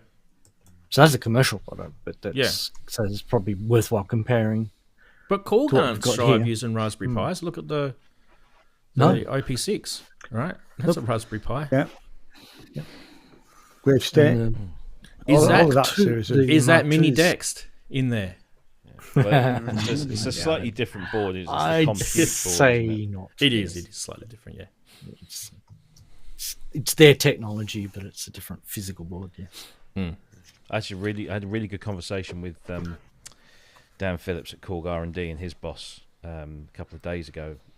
We were talking about the mod wave, and he was gave me some very interesting insight into the architecture inside those things, and a lot of it I can't really sort of repeat, but they've done some very, very clever stuff with it, I have to say.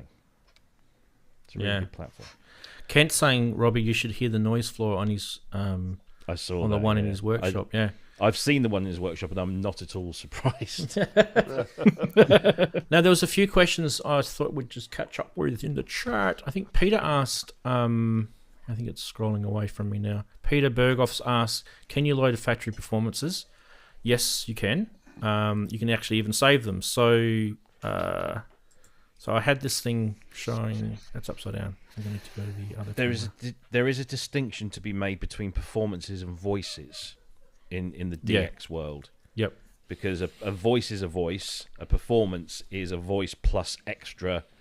All the other stuff. Yeah. which the DX7 didn't support any form of performances unless you had a TX7 expander.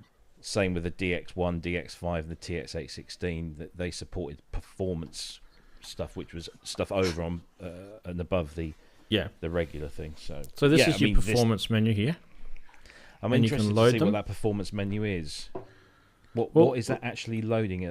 Let me just go into. I'll go to save right now, and then I'll go to new, and we'll just. No, we'll just do that, right? So then now we can go. Bloody hell. There you go.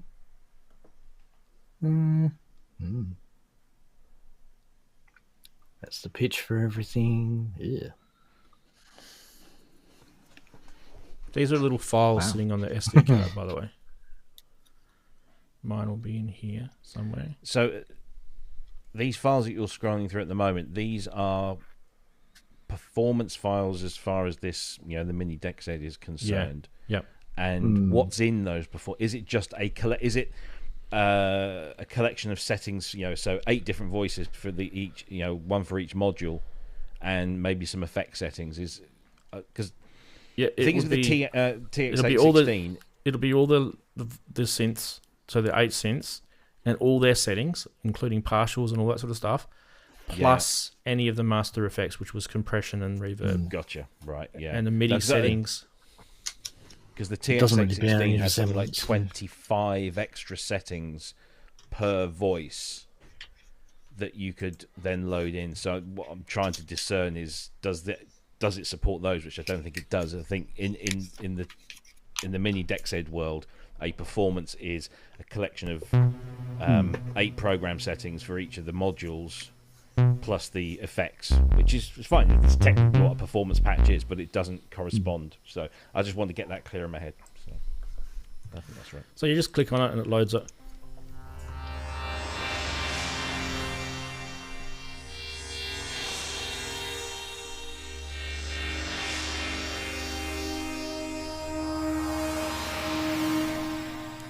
And there's heaps on here. This is all just factory stuff. Let's load. It takes a couple of seconds to load.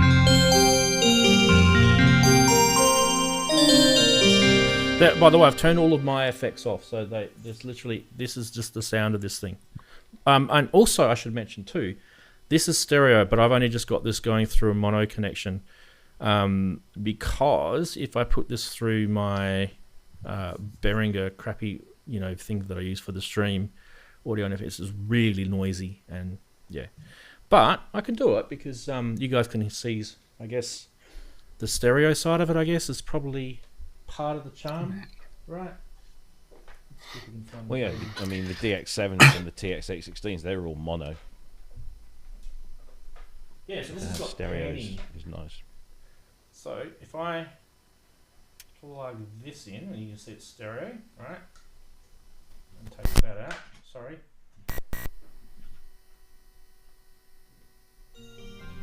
Now, why is it not?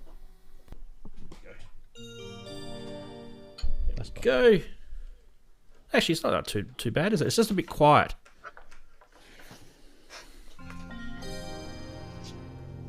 See if I can get this thing a bit louder for you guys.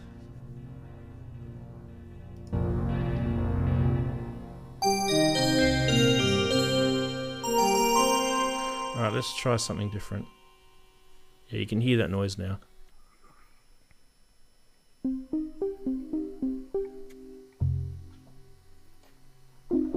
That's not very magical at all. that's about as magical as an arse. Right, synth. This is very well written.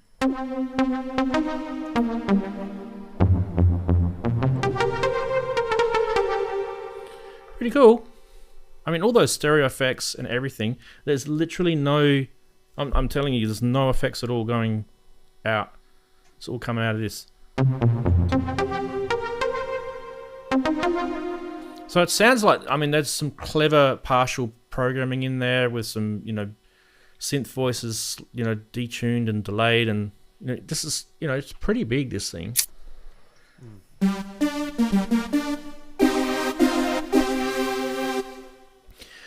And I mean, you guys watched that presentation that Robbie did with, Manny. Those FM or PM synths do not sound digital at all once you program these things properly, right? They do not. So, yeah. Find it in here. Now, forgive me, at 4:15 I'm going to jump out, so I'm going to say thank you for having me back on, Ranz. Nice to see all you dudes. Hi, Steve. Hey, Steve. And Hi, Andy. we'll see you all soon. Okay, so take care, everyone. Yeah, See you, Andy. Bye. Cheers, take mate. it easy, mate. Nice to see you Bye, again. Andy.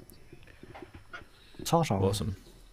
Yeah, so let's take questions from the chatties. I think there was a few that I saw, but we've answered some of them. I tried to answer one of them.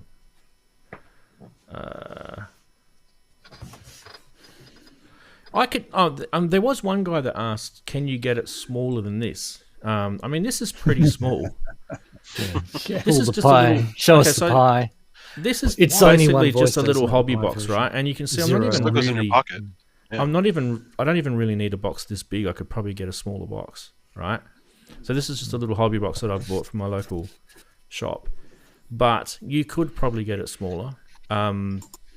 If you're using a Raspberry Pi, like a fully fledged Raspberry Pi like I am, there is going to be some limitations to it. The other way you could do it is you could get these Raspberry Pi boxes that come, you can buy them, and have the Pi sitting in that, and then have like a smaller box. So you're going to have like two boxes as such, with a wire connecting them, and you could have that, if that makes life easier. But I kind of felt this was, it's bodgy. I know it's not professional, but it took me like 5 minutes. Proof of concept. Yeah. That's proof of Well, concept. it'd be man. nice. It'd be nice if the whole somebody spirit developed of a GUI for it. A full screen GUI. Yeah. You can get one of those little screens that you can then just sit beside it, and you can then visually see what you're doing. But that's going to take a lot of work, I suppose. So. I think the best thing to do, Robbie, would be to have like a, if most of this thing is controllable by SysX, right? I think just have one of those sort of web-based, configurators. Software editor. Yeah. They could Then do you the have to OPZ do it does. on here. You could have wasn't the Bluetooth on there, original- an OPZ, the YouTube. The iPhone or iPad screen, and use that with Bluetooth. What about the Kissing history Machine's of asking me a question. Dexed though? Because the original Dexed I thought it was originally a DX7 editor. That's why it's called Dexed, and then it evolved into having the actual emulation in it I think that's You're the probably through right. the years, and Yeah. that's sort of now ended up here, But then- ported to a different platform. I mean, it's still being developed very slowly. And then didn't they do a branch out? Didn't the was it the guys behind Surge XT did a little fork, and then they brought that back into the main development stream. Because the guy that did it, I think he's a French guy, and I think he just kind of lost interest, or he took it as far as he wanted it to take it, and people wanted to go, we want more. Well, it usually happens. Because, yeah. But the fact that these people have taken it on and stuck it onto an SD card, bare metal, and it just works is very good. It's very clever. Yeah, it's about a year and a bit into life too, so it's had quite a lot of. I mean, I saw this come out, probably not quite exactly when it first started, but it was probably a few weeks in, and I looked at it and I thought, yep, cool. I'll keep an eye on it. Kind of sort of keep one eye on it, and then I forgot about it, and then literally we started looking at it again just recently, but. When you think about it, it's had a year of development in a sort of open source community where people are throwing ideas, and there's people who are really knowledgeable in this too. It's awesome that this is not Yamaha. This is not like some other company who is behind this. This is just a whole bunch of nerdy guys like you and me who are bringing this to us so that we can tinker with DX, sounds. I reckon it's awesome. But here's the crazy thing, right? In '67, Chowning discovered the concept of FM synthesis, and a few years later, it was all in a computer, and you would have to code this thing, and then press the return key and let it render for 20 minutes before you got the sound that you would just do. And here we are today in 2023 talking about having 8 of these DX7s on a tiny little Raspberry Pi unit, and you can build this thing for under £100. And it's just insane technology. And it sounds amazing. I mean, like seriously, that's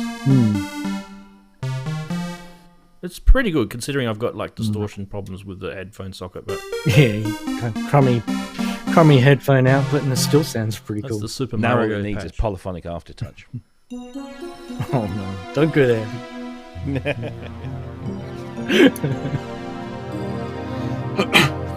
So Kissing Machine asked me, does anyone mass produce or close? I don't know what he means, but or close the type of box you have there. So these are just They're called Jiffy boxes. Jiffy boxes at your local electronic shop. They're probably made in China and they're probably distributed all over the world. So the place I bought this from is in Australia. It's called Ultronics. I can send you the link if you really, really want. But it was like $4 Australian, which is what, £2. It's nothing. They're cheap as anything, and you could probably buy 100 of them from AliExpress for the same price. Yeah, that's where I found that. Yeah, but I mean, I'm not waiting 6 weeks for a box to come in the mail. I just wanted one today. Yeah.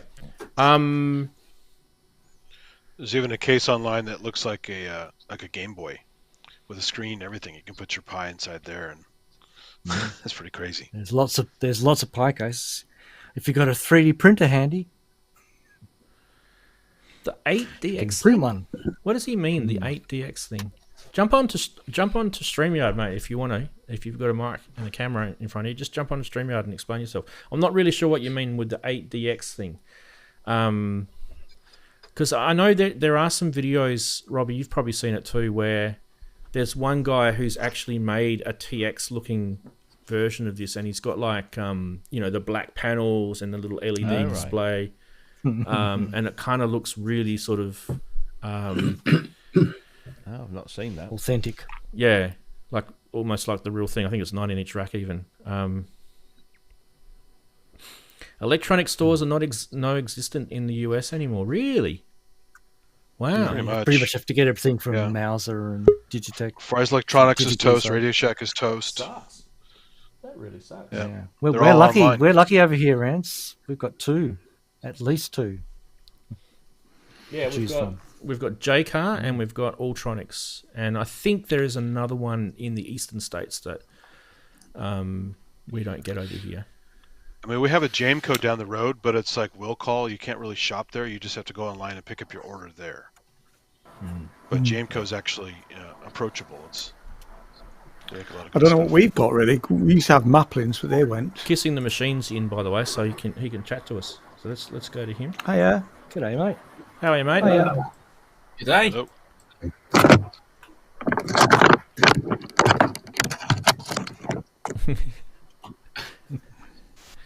I don't know if you're What's still there? there. But she's down the stairs. Can you hear me? Yes, we can hear you. Yeah, just having trouble with my camera. Sorry, my question was can you hear me? Yep, we can hear you. Yep. Yeah. Was just the box you have on the desk, Yeah. the thing you've built? Does anybody just build that thing that you can actually go and buy it? Pre-built sort of thing. Yeah, with the Raspberry Pi and everything in it. Is that what you mean? Yeah. Yeah, that's what we were saying. Like, someone should do that. I'm not going to do it because I've got better things in life to do. But I mean, technically, someone could do that.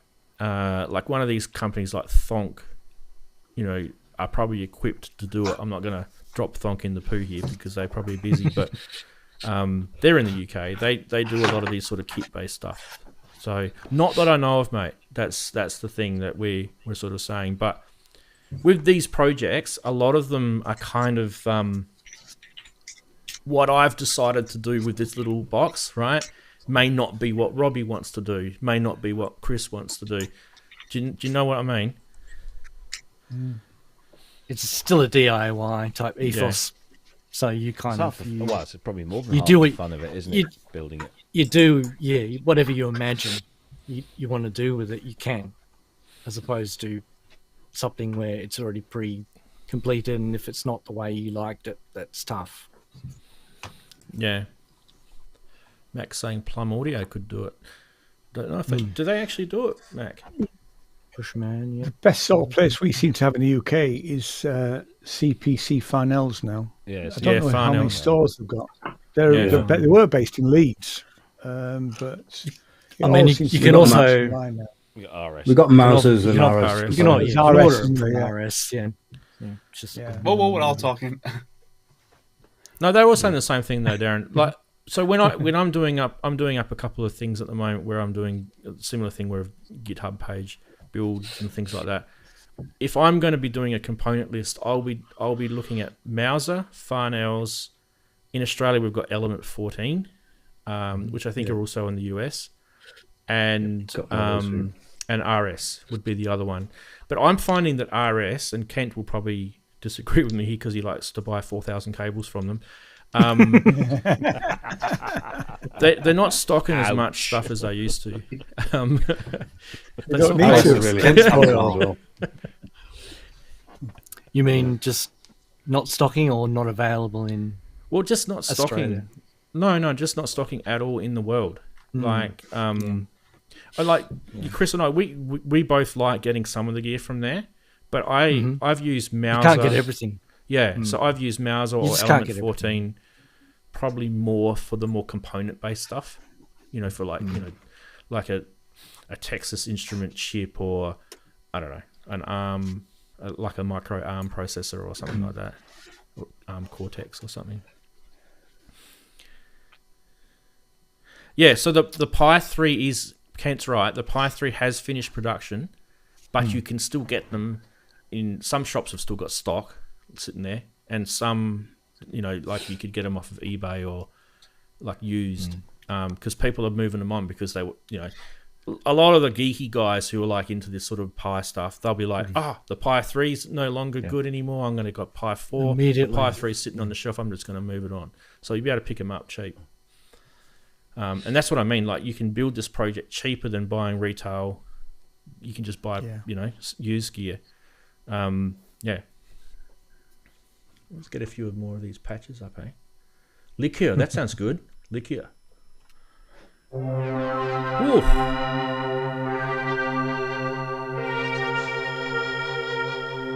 So you can hear that distortion, can't you? Yeah. But I can also hear that it's not. Again, it's not the kind of sound you'd immediately go, "Oh, DX7." Yeah. That's what it's like. It's like that could be almost anything. But that's what the That's like, cool. that's what Robbie's saying. That's like cool. that's what gives That's everyone what a I hard on about the TX. It's actually freaking awesome. Like it's so cool. People don't realize it. Like DX7s, maybe, you know, you could argue a point. They sound like a bell. Yeah, we got the joke, right? But when you've got like so many of these partials that you can layer and omni them through your, you know, and you know, you can map out your MIDI keyboard with different zones, and it's just insane what you can do. It's cool clever fun. programmers. Very To clever. be fair, even a programmers DX7 and with the right patches, you know, when FM7 came out, Yeah. and you had gobs and gobs of patches to go through, there were things in there I'm like, holy shit, this is a DX7? Yeah. You know, so I mean, just a regular DX7 when programmed nicely, you can't always tell it's FM. Yeah.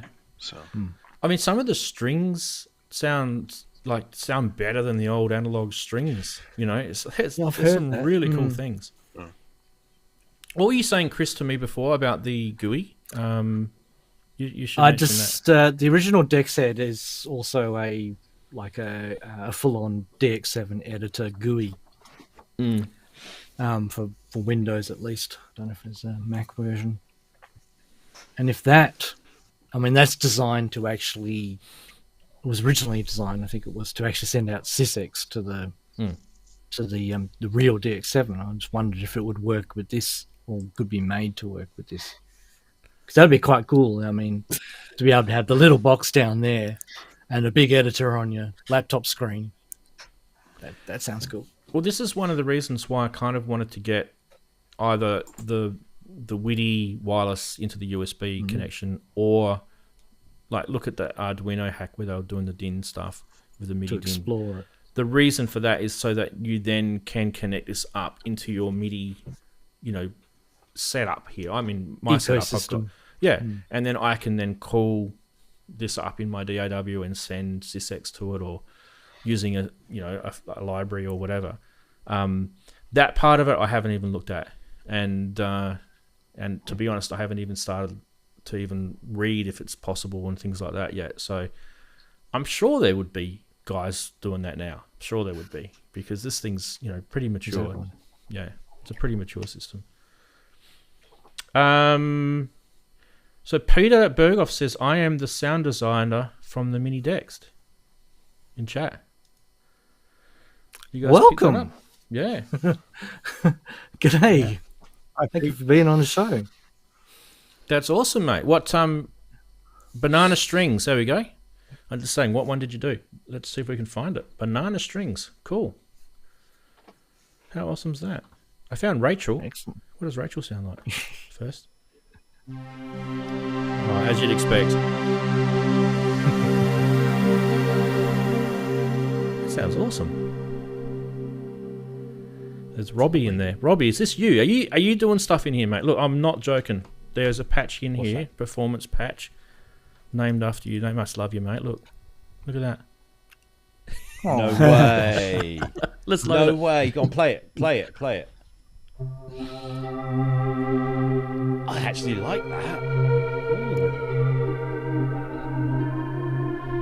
That can't be deliberate. That's got to be a coincidence, hasn't it? Yeah. It's quite That's nice. Robbie. Wow. Could be Robbie Bronnerman, though. Let's see if we can find the banana. So, do you see this encoder? How I've got it, I'm turning it, but then sometimes it doesn't.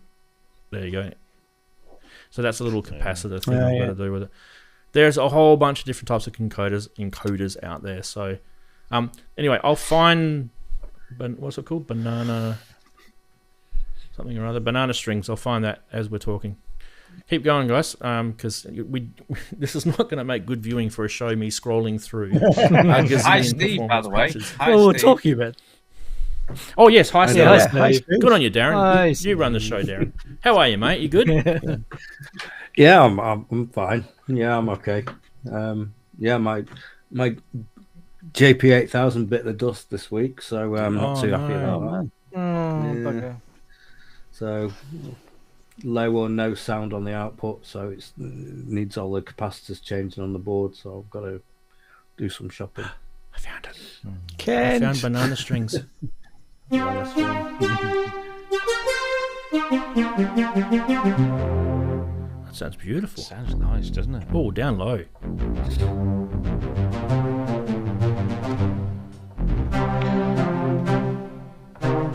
Well, if you remember the Miami Vice soundtrack, Jan Hammer used DX7 a lot, and they sounded great.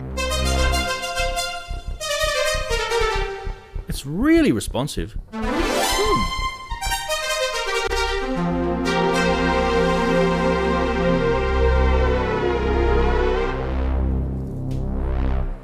Program change over MIDI is possible. Yes, we know. It's awesome. It says it on the... Is Aftertouch working, Ranzee?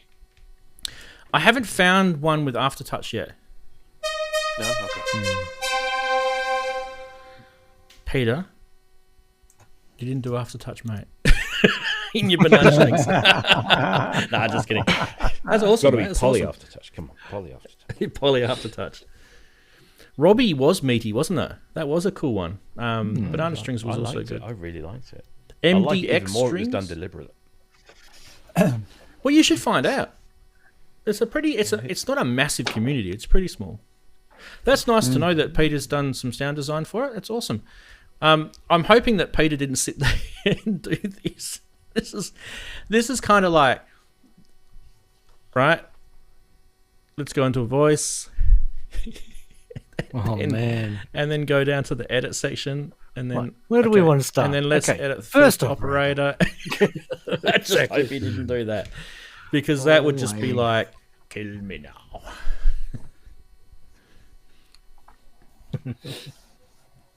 Oh, he doesn't have aftertouch on his master keyboard. Wow. Have you got a key step though, or something like that? I mean, they're pretty cheap. They've got aftertouch on them. Or you can do that. What's that thing that they do in the DAWs that does the pseudo aftertouch? It's like if you've got a keyboard that doesn't have aftertouch, but you can actually, what's it called? Tim Shoebridge do a little plug-in. Oh, yeah. This little upgrade thing. Yeah, that's right. Yeah, that's it. That's the one. Go look at the Tim Showbridge plug-in. That's cool. You're doing a Sean Connery impression of Tim Showbridge. Sure, Mr. Showbridge.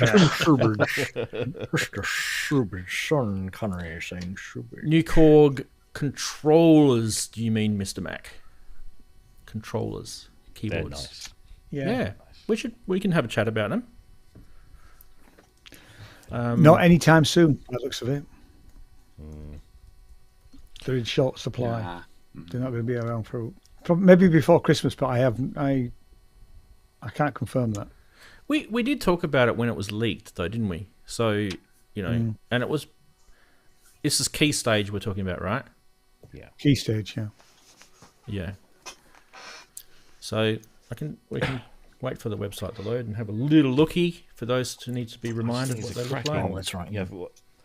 Was it $699 for the 61 note, and you get an audio interface plus full MIDI 2.0 capability with the kind of the two-way communication, and that little tray for your laptop on the side, and oh yes, polyphonic aftertouch. It's actually one of, again, Korg they do this thing, don't they?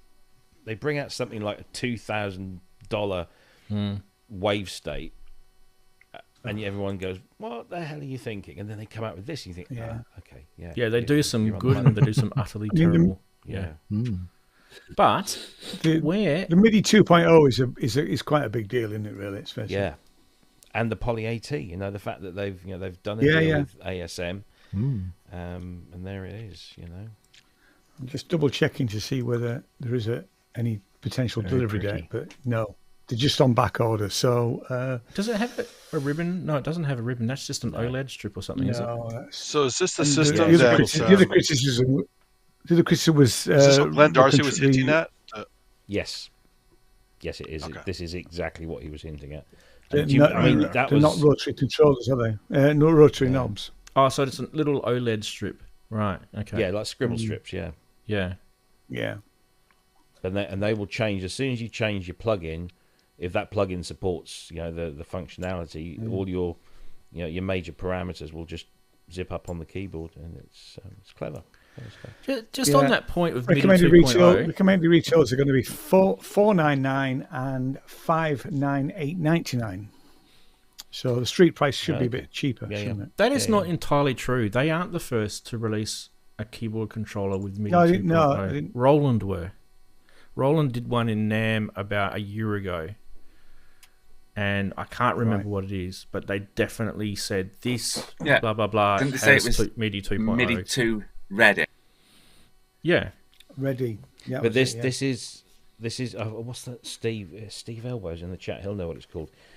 It uses this functionality of MIDI 2.0, which is this bi-directional communication of parameter and device stuff. thing. What's it called? Yeah, I know what you're talking about. It's one of the P's. I see. I'll find it here. Let me go and read my own bloody news article that I wrote.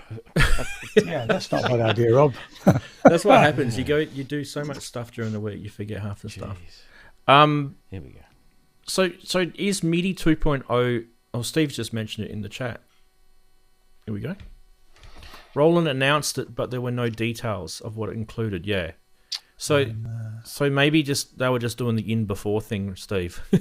That's probably what they were doing, right? So Rob, you're probably on it. They've probably literally have implemented the MIDI 2.0. I mean, the actual code is there. Yeah. So it's called MIDI 2.0 Property Exchange. Property Exchange, yeah, it's written there on the website. So I knew it was one of the P's. Do you guys remember we had Andrew, the Australian guy, who is MIDI.org guy, on the show a while back. We were talking MIDI 2.0. Geez, it was probably a couple of years ago now. It's been flapping about for a long time. Yeah. Actually, it comes with bundle of software. So there's Korg Gadget, Logic, FL Studio, Cubase, and it says and more. And there's a Wave. I think is it Wave State? There's a Wave State native LE. Yeah. Okay. They call it the. What's the keyboard producer like? bundle. What's the keyboard like? Well, it'd be like a Hydrosynth, won't it? Is it like a Fatar? Exactly Should be. No, it's a Hydrosynth. It's ASM. Hydrosynth. It's ASM. It's the it's the Polytouch keyboard. Okay. Yeah. Because we had Glenn Darcy on the show, and it was some while ago. I think we were only in 2 digits. It was like show 89 or something, and we were talking to him about the keyboard, and is there any likelihood of it popping up elsewhere? And he said, well, I can't really say much, but we are talking with a major manufacturer about licensing, and that's as far as he would go. And nothing happened for ages. And when Waldorf brought was it the Iridium with the polyphonic aftertouch? We thought, that's the one. And then Waldorf said, no, that's the Fatar. It sure was. Yeah. It does say the seamless integration with Ableton Live. Yeah, it does. It's got the so those little OLED things. Yeah. Change depending on what you're doing in Ableton. It'd be fine in the studio, but that might be a bit small on stage. But it's funny because it has the ASM keyboard and the ASM style scribble strips, so it's very much a Hydrosynth looking thing. Yeah, it is a Hydrosynth looking thing, isn't it? I was just thinking that. Yeah. Steve Elbows is saying in chat, brilliant thing. Korg uses the auto config stuff, but it's not enabled yet. So that's what I'm saying. Like this is what I'm saying. Like you can hit that MIDI 2.0 thing, but it's kind of still premature. I think. Like, has MIDI.org officially said, right, we're switching on. We're all now going to go MIDI 2.0, because I know there's heaps of like synth companies that will go, yep, we've got everything ready. You just say the word. And then you've got the problem where there's literally a line in the sand of products being released MIDI 2.0 and products not, right? And then there'll be like products that can take a firmware update to MIDI 2.0 and products that can't. There's got to be a definitive line in the sand, but when you've got so many players in the game, where do you draw that line?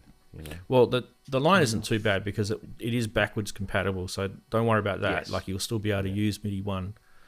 But it's just that there'll be a lot of people going, I know I actually want MIDI 2.0 on this. How do I get it on there? And there'll be. And this one doesn't track the pots, right? So you get jump when you try to change the pots. Apparently, that's been mentioned. Now we never not having touched it, so I don't know for sure. But that's my understanding that it does jump.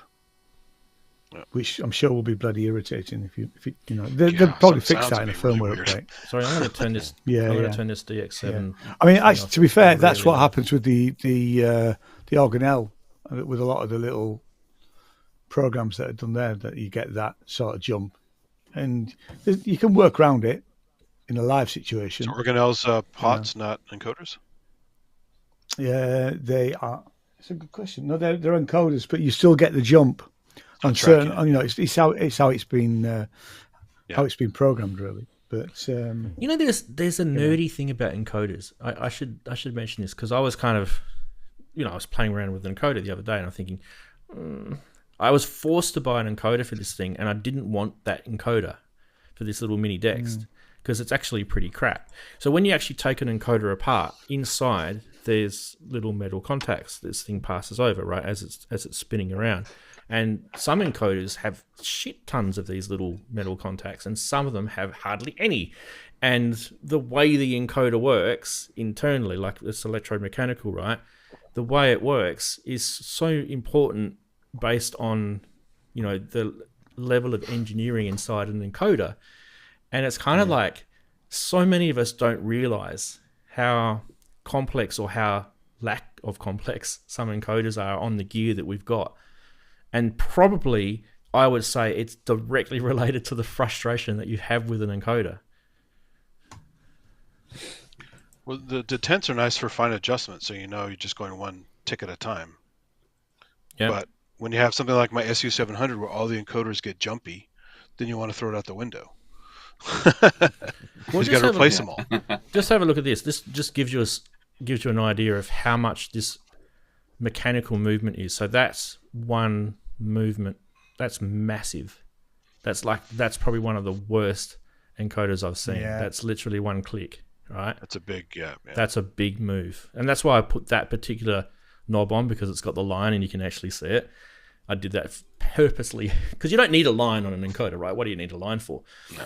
But I wanted to see how friggin' far this thing was moving just for one click of the encoder. It was insane. Wow. And you've got like encoders on, like the MPCs, like they are really, really lumpy. They're really massively lumpy encoders, and they will move quite a long way.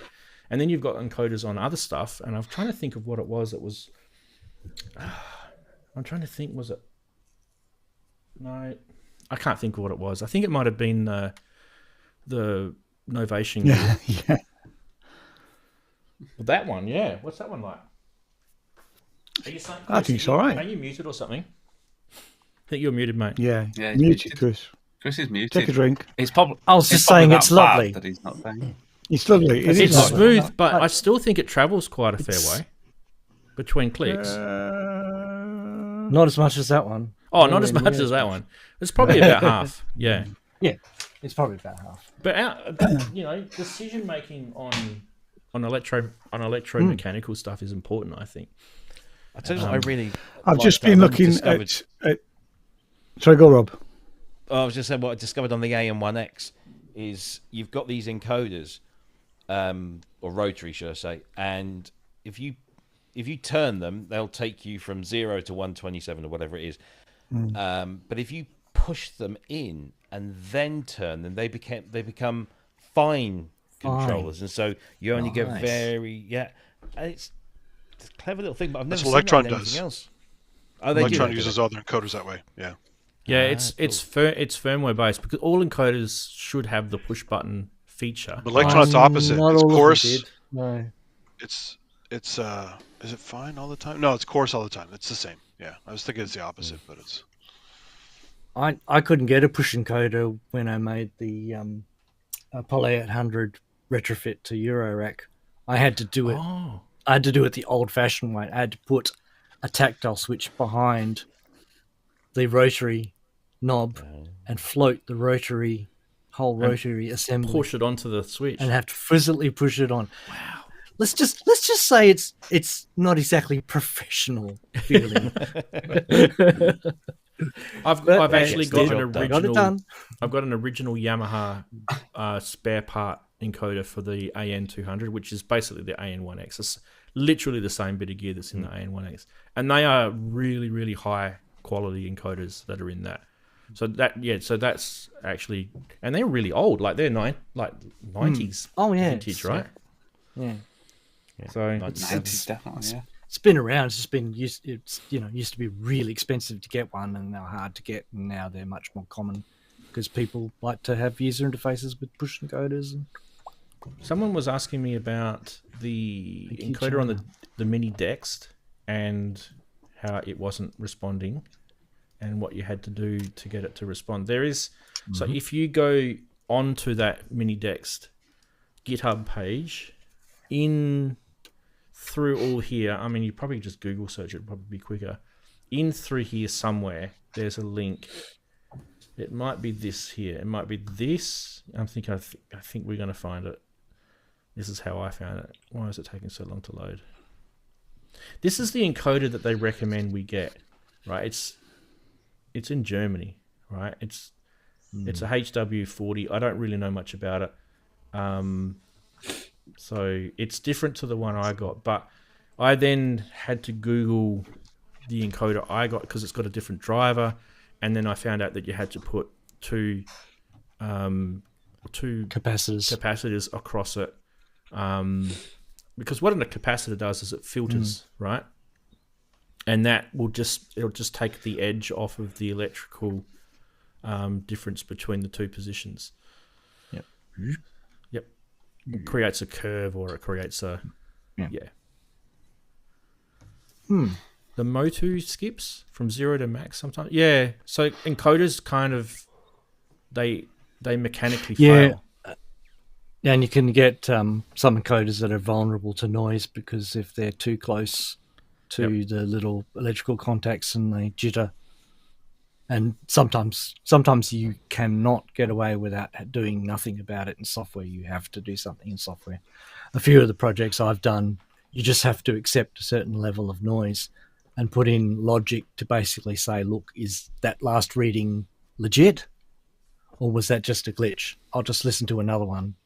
Yes, it is, right? It's pulse width, isn't it? You've got to put pulse width mod through it or something. I think what do they used to call it? I can't remember. I did this at university. It was called debouncing.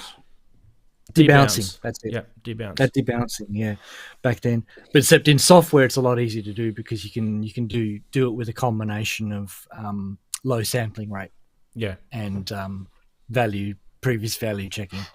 Works very well. Yep. Yeah. So they're all saying in chat, debouncing. Yeah.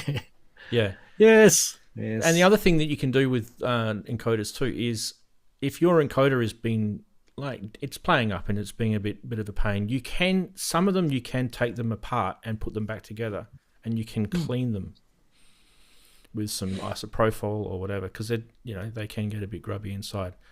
Just be careful when you're doing that. Oxidize, right? Don't some of them get nasty? Yeah, you can put a bit of deoxit in them as well. Yep. Bit of fader lube. Yeah. Basically, yeah. Same stuff. Luckily, my Arturia Origin hasn't started doing it yet. It's famous for having jumpy encoders. So. How many of you guys do this sort of stuff, though? How many of you guys clean contacts on a synth and pull things apart, like I did with this keystep? Literally, this is not just end up pulling your hair apart, in the bin. rather than solving it. You have to sometimes because you can't get the replacement pots. Yeah, if you've got a problem, I'm ready to get in there with the screwdriver pretty quickly. But if there's no problem, I don't open them at all. If there's no problems, My I don't do D70 has a regular jumpy maintenance. encoder, so I bought one. I bought a spare so I can swap it. Is it to the point where we look at something and we go, oh, look, this is just not worth the time because this thing is so cheap to replace. I'm just gonna. I hope not. Replace it. That's WD-40 says. That's not what we think. Mr. Biscuit. Do you guys remember we did a show? I think it was a few years back about repairability. Do you guys remember that topic? Yeah, right to repair. And the right to repair. Yeah, that was. Yeah. That's rearing its head up again. Because there's not going away. Yeah, because there's companies that are getting in trouble for making us repair stuff through certain people or through So it's rearing its head again. By the way, for those people who are wondering what I did to my keystep, that's what I did to it. No.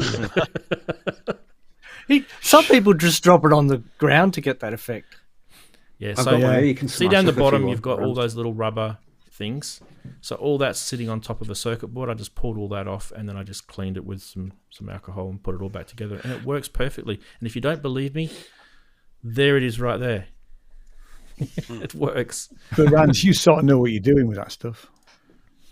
Well, it's not that. It's really not that hard. It's just. I think some people have fears. I mean, take pictures as you work, and you can work backward. So I mean, exactly. It's if you could be. All you have to do is just be very organised and methodical about it. If there's anything you're not sure, I have take photographs every step. I used to take things apart as a kid, and then I couldn't work out how to put them back together again. Exactly. I did a lot. And that's you learn the hard way, right? So that's why I've probably got to this point in life where I'll only take something apart if I feel that I've got the ability to put it back together again. What's that, Chris? Come on, show us. What is that? Your phone. Oh, your phone camera is your friend. Always take photos. Well, anyway, I'm very excited about Mini Dexed. I think it's a cool project. I think it's cool. Think, a lot of people should get behind it. If this is the only thing that gets you excited about FM, then our job is done. Our work is done, right? Get the Op6 if you've got the money. I honestly think it's quite sneaky, isn't it, Robbie? They've got the TX, the 8 synths, and let's just fatten this baby up and let's get people sort of salivating over the beautiful sounds of it. I think that's pretty sneaky. All right, put it into a Raspberry Pi. That's good. No, I'm tempted to build secret, one just to do a side by side. Oh, that would be an amazing video. That would be great. Actually. Yeah, that would be useful. That would be cool. Hey, Ranzee, have you built that Google synth that they came out with? The little, I forgot, it was a project that came out a while ago out of Google. It was, what was it? It was a new kind of synth engine. Was that the web-based one? Or something like that? Was that the web-based one? I forgot, but it had a screen and everything. You could buy it pre-assembled or you could put it together. No. I don't see it much anymore. It's NSynth? It might have been called NSynth, I think. That rings a bell, but I thought it was web-based. I forgot. It's the AR synth, is it? Is it the AR synth? No, I think it's called NSynth. I remember it too, yeah. Geez, it's gone back a little while now. About 3-4 years. Yeah. It did interest me at the time. I probably just forgot. It's probably just like... There's a Facebook group for it. I just forgot to check on it in a while. So. Yeah.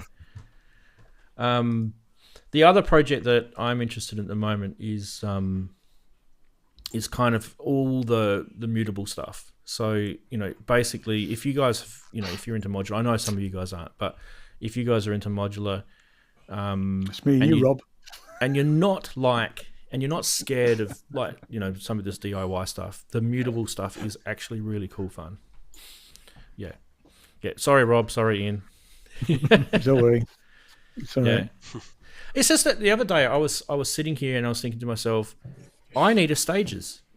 I've got something that I need stages for. That's the exact product that does exactly what I want to do. And then I thought to myself, how much are stages? Because I don't make them anymore, so you have to get a clone. And then I thought to myself, bugger, I'll just build one. I'll just go to GitHub and just order the PCB and just build one. And it was pretty... I mean, it's a bit of a pain, I guess, if you're in a hurry and you're busy and you've got other shit in your life to do. But, if you want a nice envelope generator, get the suit and tie guy one. It's really cool. Because you can also do trapezoids in there and all kinds of stuff with it. I specifically needed stages, but yeah, I've got the clavis here, the Quadigy. Yeah. And that's pretty complex, that thing. And then Steve, you've got that one that you got. What's it called? Is it? That's Zadar. it. The Zadar. No. Yeah. Oh, Zadar's nice. Yeah, I have that one. Have you put it on? There's yet? also. I put the plate on it. No, that's progress. I've been busy this week trying to sort out this mess in the studio because I bought a load of stage boxes and I couldn't get them to work with XLR stuff. So I've been, there it is. Oh, it's a beautiful module. Look at that. Oh, I love Chaos devices. They make some cool stuff. The red button does it. The red button looks awesome. Oh, have you looked at their circuit boards? They do some cool, funky things on their circuit boards. On the back. Stop giving me ideas. I'll never get them off to the PCB manufacturer. There's one that I saw the other day. I thought it was absolutely brilliant. They wrote on there, I hope this device sends out beautiful sounds so that the rest of the world can enjoy it. It was literally those words written on the back of a circuit board. Nice. I thought, wow, that's pretty cool. Some quite engineers just bored and thought, I'll just screen print that. Also, Zadar has a nice expander called NIN. You got to get the expander for it. Yeah, the NIN expander. Yeah. It lets you trigger the envelopes, doesn't it, manually? I think. Triggers has some other CV jacks on it and stuff, so it's nice. And by the way, you could probably hack it because it's just a pin configuration. Yeah, it's just like the one for Batumi. Batumi, yeah. But to Poti, it's just you can hack that too. So yeah. I think just it's a funny name for a module, isn't it? Potty. These are all like I think Andy, as in Brooksy, talked about. They were using kind of like I don't know, parts of the world up their way, like Prague and Poland. Yeah, they're all kind of like cities and towns and things like that. Yeah, Zadar's a real city. So yeah, I think. Yeah. In fact, I wouldn't be surprised if Batumi is as well, right? Probably, yeah. Is it in Poland?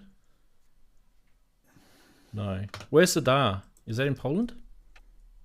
I don't know. I did a search for it earlier. I forgot. Oh, it's not in Poland. It's in yeah, okay. Yep. Croatia. Yeah.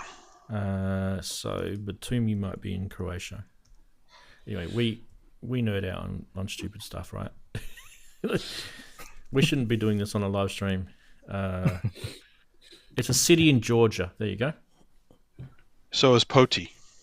There you go. So okay. I'm pretty sure Brooksy knows what he's talking about. He mentioned it a few years ago, and he corrected me a million times on the way I pronounced them as well. There's also the Zagreb, which is Croatia as well, I think. Yeah. Or Czech Republic. Zagreb, they have a module. Kev Human wants to start selling red buttons. I reckon that's a great idea, honestly. Like, you've got this modular system, right? And then all of a sudden, in one of the modules is this big shiny red button, and someone just walks up and goes, "What does that do?" Do not press. The Farco like red though as well, don't they? They like the red, yeah. I don't have any red. It's the Ren and Stimpy History Eraser button. There you go. Chris has got a red knob. I bought that specifically for my Lich. I haven't put it on yet. Perfect for the holiday season, right? So exactly. Has anyone made a big red panic button module yet? Do you remember the MIDI panic? That was cool, wasn't it? Right? You get into some sort of MIDI lock up and all you notes have MIDI on, panic. all notes off. You need it as a button somewhere. It's useful. Yeah, I think you press a key and change the MIDI channel. My Sledge has ringing. a mini panic button, I think, if I remember rightly. I've actually had to use that. I think we need I think we need a Douglas Adam don't panic button. That's what we need. Yeah. All right, lads. Should be the first thing you have to press when you turn on your modular system or your studio is press the "It's okay, don't panic." Now you can proceed. Was I right in seeing that Kent had his Osmos open during the week? Yeah. Yeah, he had all torn up. Yeah, it dry power supply melted. Yeah. Because I was sitting with Richard in a pub, and we were talking about Kent's Osmos, and Richard was smiling, saying, "Nothing wrong with mine." Cheeky bugger. I think he was like texting Kent at the time.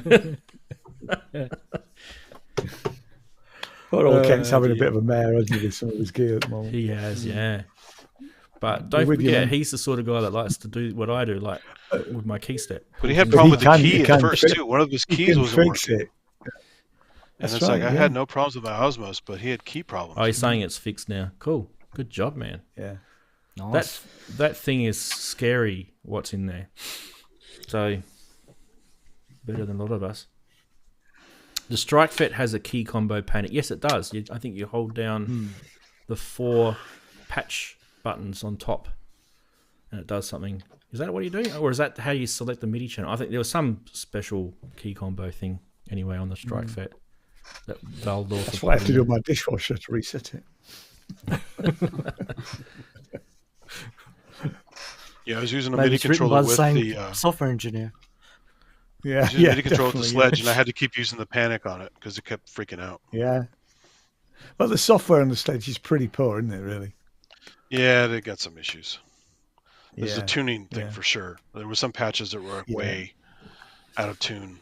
I won't mention. I mean, luckily, mine Touchwood has been pretty good, really. But I was going to say, I won't mention to you guys what Richard said about the rolling stuff. Jeez, he had some choice words to say about that stuff. Yes. I never liked the Rolly. I really struggled with the I mean, Gaz Williams called it dead flesh. I thought Rich loved it, though. Rich has always talked get good on stuff with it. about it. Brilliant. It's a brilliant thing. It really is. It's brilliant because love it's mine. literally a new way of playing, right? But their support is woeful. Oh, their support was always Their terrible. support is woeful. We didn't. Yeah, we sold them right at the beginning when it was still the original company, and even then, the support was pretty poor. Yeah, you know, because I got one of the little blocks, right, and the thing peeled up on it. It literally just it was a glue issue or what? I just went. I'll sell that. Someone they don't want to buy it know. off me. Yeah, no, the support issue. I mean. Apart from the fact that I didn't like playing the thing, but actually the support from the company was really poor. No. They've changed hands, haven't they, since the original? Well, it's crew, a right? sort of dodgy deal was sort of done, I believe. You know, don't quote me. That allegedly, I'll say allegedly. I don't know the full coke details. deals in the background. Well, you know, it seems that some sort of deal was done, and the original creditors lost loads of money, which is, you know, and then Steve's the comment. company bounces back, you know, which sort of stinks, really. That pretty much sums it up. Check out Steve's comment there. Roland Lamb. Yeah. Yeah. Right, I've got to go, guys, because I'm making up for me not being at home at my anniversary yesterday. We're going to wrap up anyway, mate. So okay, cool. Because it's pumpkin time for me and Chris. Nearly pumpkin season. All right, guys. Well, hopefully you guys enjoyed the mini Dexed and you enjoyed some of the other things we talked about. I know it was kind of interesting. Good stuff. Yeah, kind of interesting. So, and also big thanks for Robbie and Steve coming on to StreamYard, and also Brooksy, who was on early, had to leave. Appreciate you guys coming on, and obviously you guys as well, Darren, Andy, Ian, and Chris. Many thanks for you guys coming on the show. It's always nice. And also the chatties. Big thanks to the chatties coming on. Nice for you guys to stick around. Still a pretty decent amount of people still there. All right. Until next week, be nice to your mum. Don't forget to hit record. Yeah. Bye, everybody. See you later. Bye.